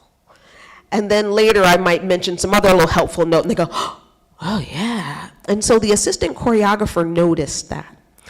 So she went to Jerry Mitchell, who was the choreographer at the time and who does not know how to whisper. And she whispered in his ear, and he said, oh yeah, I love her. He did not know how to whisper. And so not only was I hired, there were two people there who were auditioning for dance captain, and they said, no, we want her to be the dance captain. And the dance captain is the person who works directly under the choreographer and the director to learn every part in the show, and then teach every part in the show once the show is up and on tour and running, because the director and the choreographer don't go out with the tour. And so that became my job. I was the dance captain for Hairspray on the tour, and then got hired for the Broadway and was dance captain for Broadway. That meant also I was in charge of casting Hairspray for 4 years. So every audition, every Tracy Turnblad, every American Idol winner who was coming into our doors to be in Hairspray was who I was auditioning for at the time. And it was an amazing job. And I was still feeling like, this is cool, but is this my dream? I've done Hairspray. There was another show on Broadway called Street Corner Symphony. I've toured. I did Legally Blonde on national tour. I've done a lot of shows. Is this it? And so I was like, I like Broadway, but it does get boring. It's the same dance, it's the same muscle group, it's the same song, it's the same. And I was like, I really loved when I was teaching in that school for the arts. I also love creating new things with new people. So I started to just start to learn about myself and figure out what is my next dream. Perhaps this was a dream, but maybe in our lives we don't have to have just one dream. Perhaps we can continue to dream, and that those dreams connect to other people's dreams in meaningful ways. And so I put that in my pocket. And then fast forward to moving to Baltimore, which I know is your big question. How in the world did you get to Baltimore? Well, let me tell you. So after doing a lot of Broadway shows, I was like, I want to do some not Broadway shows. And so I went off Broadway. I did a show at the New Federal Theater, which is a very historic Black theater in downtown Baltimore. And when I went there, I was amazed at the people whose faces I saw on the walls. Ruby Dee, I'm blanking. James Earl Jones. I was like, wow, look at these amazing, Sidney Poitier. I was like, whoa, why have I never heard of this theater company? And so I started really digging and doing research and realizing all of this great theater that was happening. And we did that show. It was amazing. We went to a theater festival called the National Black Theater Festival in Salem, North Carolina. That was amazing. We got nominated for awards, off-Broadway awards, Adelco awards, and that was just a whole different scene. I was like, Broadway's over here, and this is this whole other thing that I didn't know was in New York, and I lived in New York that whole time. So that was interesting. Then I went to Atlanta, and I did a show at the Alliance Theater, and I thought, what a great, smaller, creative town. New York's so big, and it's so competitive. And then my husband and I started to make a decision. I think we want to leave New York. He was a music producer. He worked at a jingle house doing music for television. And he was like, yeah, I think we're done. We've done this a lot. I was doing voiceovers, I was doing some television work, I was also directing and choreographing more regularly and traveling the world. We just need to find a place where we're going to thrive. And so we had been getting invited to come to Baltimore to produce the African American Heritage Festival and the main stage. And so we did that 2 summers in a row, and we thought, what a creative environment. What a deep and rich Baltimore art scene, from the musicians to the theater people to the dance people. There's just a lot of creativity here. And then we would just go back to New York and sort of forget about it. And so we got the opportunity when we were going to leave New York in 2008, take a tour, travel the country, and see what it is and where it is we wanted to be. And so as we were moving on that path, my husband Winston got a job offer here and wound up taking a job here working in community schools. and I went on tour with Legally Blonde. And I started seeing a transformation as he connected to community in ways that were so different for him working in music and advertising. Connecting with parents and their children, connecting with people, adults who were getting their GED, connecting with a school that was a hub for its community. And I thought, wow, this is amazing work, this is vital work, this is important. And then I thought, what work is there for me to do with my gifts, with my talents, with my experience? And so I knew I wanted to have a dance company, and I noticed that everything in Baltimore said, be more this, be more that, be more. And I was like, well, what if my company was dance and be more?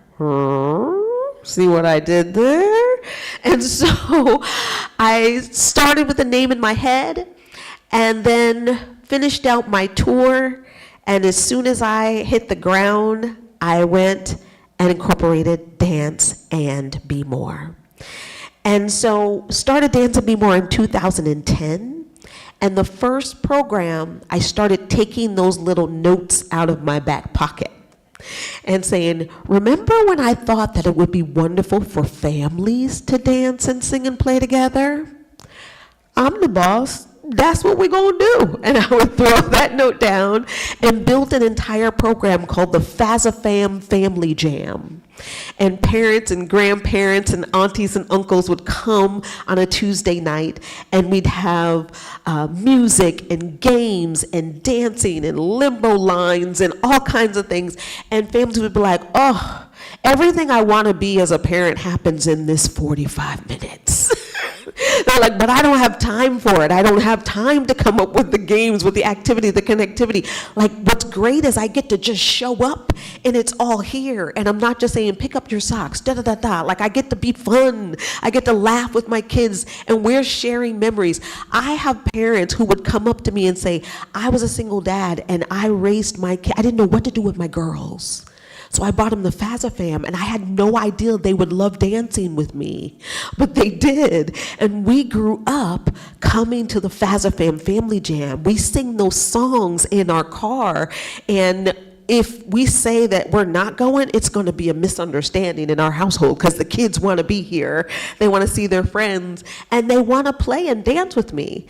And that was amazing to me. And then after the FAZAFAM Family Jam started, we started volunteering Dance and Be More Ensemble at the Waxter Center for Healthy Aging. And at the Waxter Center, we realized that the same dances, games, and songs that we did with 3-year-olds worked really well with 83-year-olds. And here's the crazy part, it was easier to manage because they didn't run. So we started having a blast at the Waxter, singing, dancing, X the limbo line, no limbo, but we were having the best time, and it was already a community and a family of people who were seeing each other, but maybe in a different light because of the joy that was now being nurtured and encouraged as we did these classes together. And so that became our Elder Arts and Wellness program that still exists. And we also have an elder ensemble, artists in residence, who perform and tour, like I told you earlier. So that's the youngest 3 to 93. And then everything in between became what Dance and Be More is today. We have AMP Camp for 2nd to 3rd graders, or 2nd to 4th graders, to learn about theater, stage management. I became an assistant stage manager on a Broadway show, and I thought, this is an amazing job. These are amazing opportunities. I don't think I knew what went on behind the scenes to make Audra McDonald work on stage. Like, there's so many other jobs for people who don't need to be center stage, but who have a love and a creativity and an organizational skill for the theater. And so I love being able to introduce a 3rd grader, a 2nd grader who maybe isn't the strongest dancer or the best singer, but has a love for theater, and there's a place for them if someone can believe in them and help them know what they can do to contribute and add value. And so then we also started our teen program, and I'll land here on this one. Voices of Carmen, I had written and done in Switzerland 15, 20 years ago. It's a musical adaptation of the opera Carmen set in a high school. And it's a way to look at the relationship between Don Jose and Carmen and examine a healthy relationship and unhealthy relationship. Conflicts, how conflicts arise, how to de-escalate conflicts. So all of a sudden we have with teenagers a way to deal with social emotional learning and relational learning. And that program has been going on for 6 years. And that's how we finally get to this big award I won last year. The teens from that Voices of Carmen program, along with my staff, were seeing the work that I was doing year after year and decided to write a letter of recommendation to the American Theater League and the Broadway League. And they wanted to recommend that I win an award for what I was teaching them. Because they said, Miss CJ, it's not just theater. Like, we're learning about financial literacy. We work with the Mayor's Office of Employment and Development, so it's a youth works project and the kids get paid. And we do HR training, we do social emotional work, restorative practices. There's so much that they're learning, and we give them a lot of leadership ability. They're captaining crews, run crews, lighting, sound, costumes. And they were like, we would have to pay so much money for a program like this, and that Dance and Be More makes it free, and that we are actually paid something to do this for the summer is kind of amazing. So we're going to tell people about it. So they wrote a letter, they sent it in, and I got an honorable mention. And so my name was in the playbill at the Tony Awards, and I was like, oh my gosh, this is so amazing. Oh, I'm so honored. Da, da, da. And they were like, And they were like, this is not good enough for us. We're going to send it in again. So they made a new application, and they sent it in again, and we're like, no, really, we need more. She needs an award. And I, sure enough, got a call from Carnegie Mellon and the American Theater Wing and Broadway League to tell me that I was a recipient out of 900 people from around the country of a Theater Education Award. Blew my mind. Because when I went to New York, one of my dreams was like, yeah, I could win a Tony, I could da-da-da. But for me, being a performer in a Broadway show on New York, there was still, I didn't feel fulfilled. I felt like there was more I could do. I felt like I had more capacity in different ways. And so once I found directing, teaching, being a mentor, I was like, oh, now we're cooking. I was like, no wonder I was so bored in school. I need like a dozen things to hold my attention, right? And so, but I loved that. And then to be able to come full circle and last year go to the Tonys for an entire weekend. They shot a whole documentary of the 3 or 4 days leading up to the Tony. To have my mom there, my staff and best friend Lauren Arazo, who with the young people helped to do the nomination, my husband, her husband there, and I hadn't been in New York in 15 years. The hotel I was staying with was a block away from where I used to live with like 6 dancers in a 2-bedroom apartment, eating ramen noodles. And I was like, it's so interesting to be back here and that I feel so full. Like my life is amazing.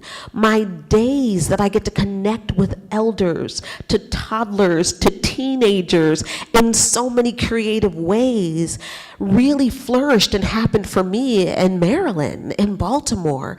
And yet I can come back here and share and receive a Tony, that the blessing followed me that I wasn't leaving the blessing behind, that it came to meet me where I was.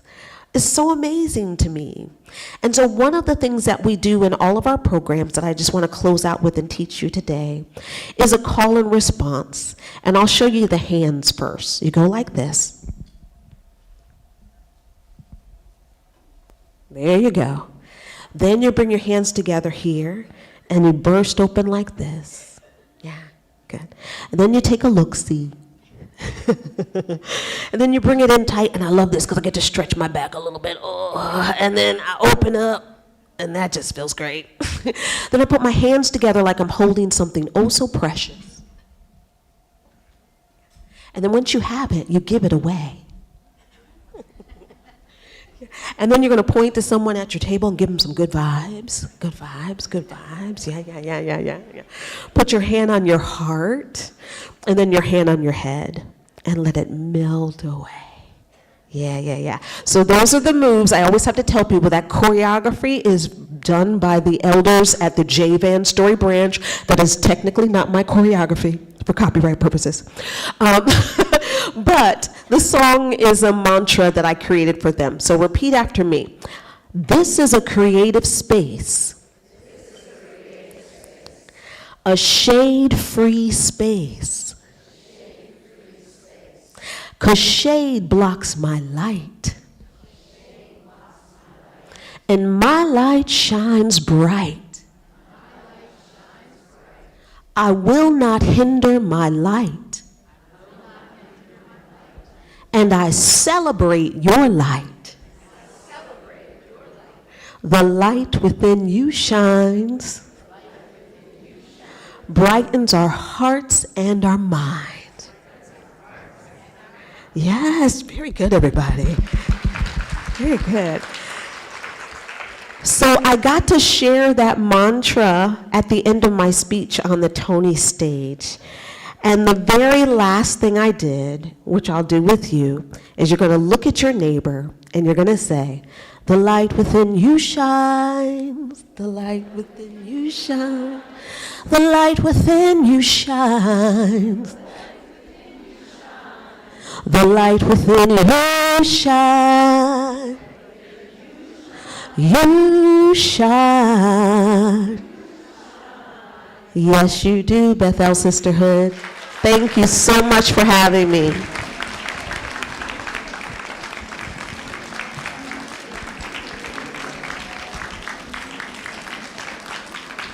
CJ, we could listen to you for hours, but now if anybody has any questions, Dale and I are going to walk around and just take a few minutes for a question.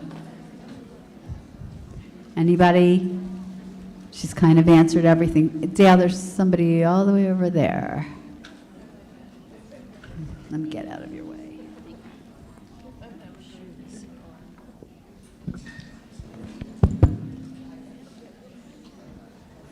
It's also very interesting. I was wondering if you ever work with children who have disabilities. Yes, is the shortest answer. Yes, we have, and sometimes we do a pre-K program, and depending on the school that we're in, and we have teams of teachers, and so we will design a class to program for the particular school or students we work with. We have an arm here as well. Yes, what am I doing now in Baltimore? So I run Dance and Be More, and we have 5 programs. We have a theater program called Be More Broadway Live, so we have a 4-show season. We do a music festival. I also work freelance as a director, so I direct sometimes events at Baltimore Center Stage. I do some things for Everyman Theater. I'm usually the movement person at the Chesapeake Shakespeare Company. And so if you saw there Joe Turner's Come and Gone or the Romeo and Juliet, the movement is what I'll do there. I also direct shows for the education department at the Baltimore Symphony Orchestra. So this week I'm going to Carnegie Hall because it's a similar program called Linked Up to see their theater education director and program because we're doing the Baltimore Swings next year, and I'm directing that for the BSO. So I work as a director for a lot of different organizations, but also direct my own season of Be More Broadway live shows, which we have a show at Enoch Pratt Library June 18th, which is absolutely free. It's called The Fab Show. And then our youth are doing Voices of Carmen the last week of July, a tour all throughout Baltimore, all free performances. We try to make many of our things free, and that'll be all summer. So directing, choreographing, and sometimes performing in the shows I do. I still perform. I saw a hand here. Yes. Dale, do you? Yes. Did any of your other 11 siblings, are any of them as creative as you are? Oh, so any of my 11 siblings. So Voices of Carmen, I first created that with my oldest brother, Kelvin, who is a choreographer. He just retired. He used to dance with Philadelphia in Philadelphia. He taught at Alvin Ailey, and he taught and has lived in Germany for 20 years and just retired as a modern dance teacher to the ballet dancers in Germany, my brother. We're bookends, though. Nobody else in between can, like, whistle. Any other questions? Here's one more. Career, out of your whole, I can really without that, but okay. Out of your whole career, what did you really like the best? Tough question? So what's interesting, that is a tough question, because I feel like every year is something new, and I'm like, oh, I like that the best now. But I just recently wrote a new show called Rise and Shine, and I was going to try to license Your Arms Too Short to Box with God, and we did it at this beautiful theater, the Vauxhall Theater, state-of-the-art theater. They wouldn't give the license to a non-union theater company, so I was like, all right, I'll write my own show. So I wrote a show, and it's a historical show. It starts with creation. It starts with the garden and tells a story of man. And we look at Noah, and we look at David, and we look, and so we're going through the whole storyline of the show. And I really felt like I'm directing this, but I feel directed. And that's really inspiring. And every day a different cast member was like, I think this is the best show I've ever done. I just love this piece. And so many people from so many different backgrounds. Probably one of the best compliments I ever got. People would say, I don't go to church, and so it was interesting to hear something that was sort of biblically based. But I loved it. I could have seen it 4 or 5 times. But a woman said to me, she says, it's interesting, the section of the history that you were going through where you were singing the one song, she was like, because I've grown up with those stories, I was hearing it in Hebrew. And I was like, really? That's amazing to me. So that, to me, was just so fascinating that it touched and reached so many different types of people at different levels of belief and faith. I loved that. Have any of your students gone on to professional careers in the arts? Yes. And if so, could you tell us about them? Yes, so many. So Wei Sheng Francois is one of our first Voices of Carmen. She went on to do one of our first Carmens in Voices of Carmen, West Side Story on Broadway, and I was there at her opening night. And she's now in MJ, the tour, the Michael Jackson tour. Kobe, who is still a teaching artist with us in Baltimore, and that's one of the things I love. It might be where's the speaker? It might be where you're standing. Yeah, so all of our students who come up through our programs then become teaching artists in our programs.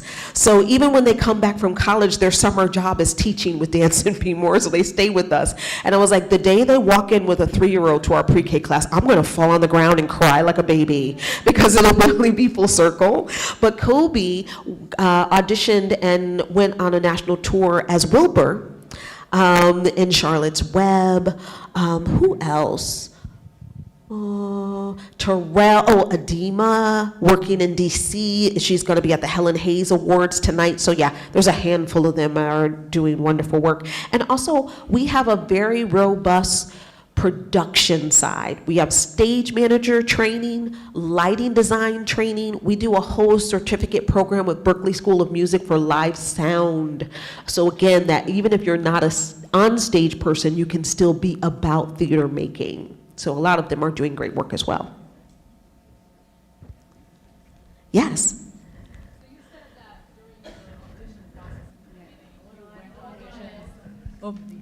Okay, so hi. So you said that during your audition process early on, you went through auditions constantly and you had so much confidence. So my daughter is very much into music. She sings, she plays the guitar. She's just started, participating in school play, and she wants to continue, but she lacks self-esteem or like self-confidence during the audition. She's really nervous. Yes. What would you advise her? Oh, and I'm my going to goodness. make a video for her. Oh so my she gosh. can see. Okay, you ready for this? Yes. So this is my new thing. I had to figure this out because I was like, how am I going to help my kids who get nervous when I don't actually get nervous? It's a weird thing. I was nervous once and I didn't know what it was. So I thought I was having a medical emergency. I was like, why is my mouth dry? Why is my heart beating? Do I need a doctor? And my friend talked me through it. She said, girl, I think you're just nervous. I was like, oh my God, that's what that feels like? How do people get up on stage like this? And so, but it's a point of reference for me. So I was like, how do I help? And I was like, I think the thing to do, and they've been testing it out and giving me feedback, Miss CJ, this is working, this is not working, is to not try to get rid of the nervousness, but to share space with it.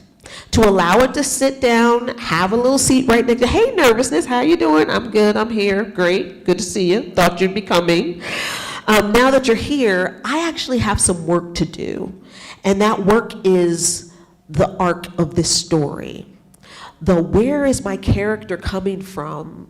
Why am I singing this song? Why do I have to sing this words, this song, in this moment? And you focus on the work and put your energy there on the details of what you've got to actually get done in this song, get done in this monologue, get done in this blocking or spacing, and let nervousness sit right there with you. Because once you've done it with nervousness there and you haven't tried to use any of your energy to kick them out, then you're like, oh, I can keep doing this, and nervousness is not an enemy, it's energy that I can use to put to work. That's been helpful. CJ, thank you so much for sharing your time, your wisdom, and your heart with us today. Thank you so much for having me. I really appreciate it. Your words were not only inspiring, but deeply grounding, a powerful reminder of the role that arts play in healing, connecting, and transforming communities. Your passion for education, your dedication to inclusion, and your unwavering belief in the power of creativity truly resonated with all of us. We're so grateful for your energy that you brought into the space and for the important work you continue to do on and off the stage. So, on behalf of our hardworking Sisterhood Program Committee, it's not just Dale and I, we would like to thank you all for your amazing, all of you, for your amazing support this year. And I want to thank our committee in particular, who is so committed to bringing a diverse, engaging, educational list of programs to all of you. See you next year. Thank you.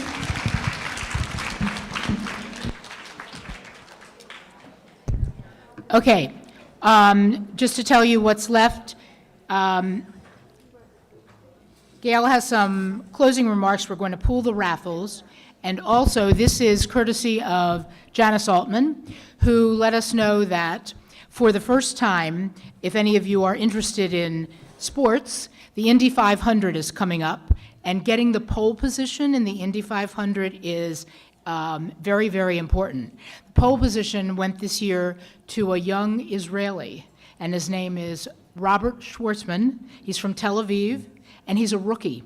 and just luck, and they pulled his name and he got the pole position. So, yay Israel. And now we're going to pull the raffle. Yes? Okay, but I have one announcement before you leave. One person from each table will take flowers over to the side. Okay. And You pull. There's two of them. Go ahead, give them the number. 280905996.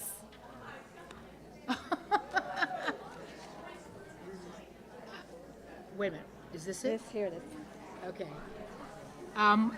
If you have the winning number, come on up and get your prize. And pull another. One more. You have your tissue? It's a gift certificate to the gift shop. 276381. There's another one. Okay, come on up. You go ahead. Our closing meeting has now concluded. Many of our committees are already deep into planning for next year, and it will be a great one. Have a wonderful, fun summer. Look for your renewal letters for dues in July. We will, as the song goes, see you in September. The meeting is now adjourned.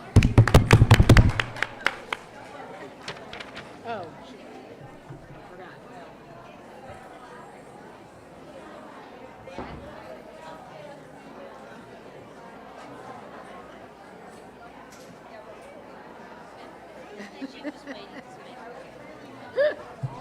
Thank you.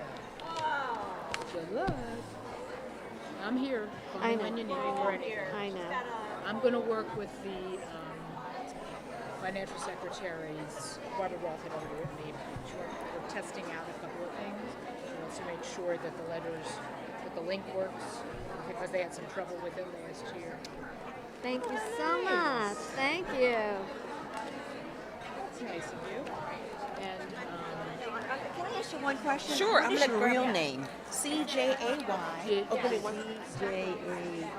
I give you the electronic copy of the whole? She's really unbelievable. Yeah. Yeah. Okay. Because if you've got it electronically, you can send it to Patty. She doesn't have it, I would assume. The Right, other right, ones right, have it, right? And whatever else, I don't know if there's any meetings that you want me at, and if not, that's fine. And if you do, just give me like a heads up. Are you so I going can away fit it anytime in. soon? July, for a week with our kids to Ocean City. But other than that, not really, except for weekends. I bought my new pocketbook today. You what? I haven't. I took because I wanted to make sure they didn't disappear. And I'm going to go through them. I'm going to put them into a spreadsheet because I want June Jacobs. Now that Anita has asked her, there's an N. What did Sonia write to you?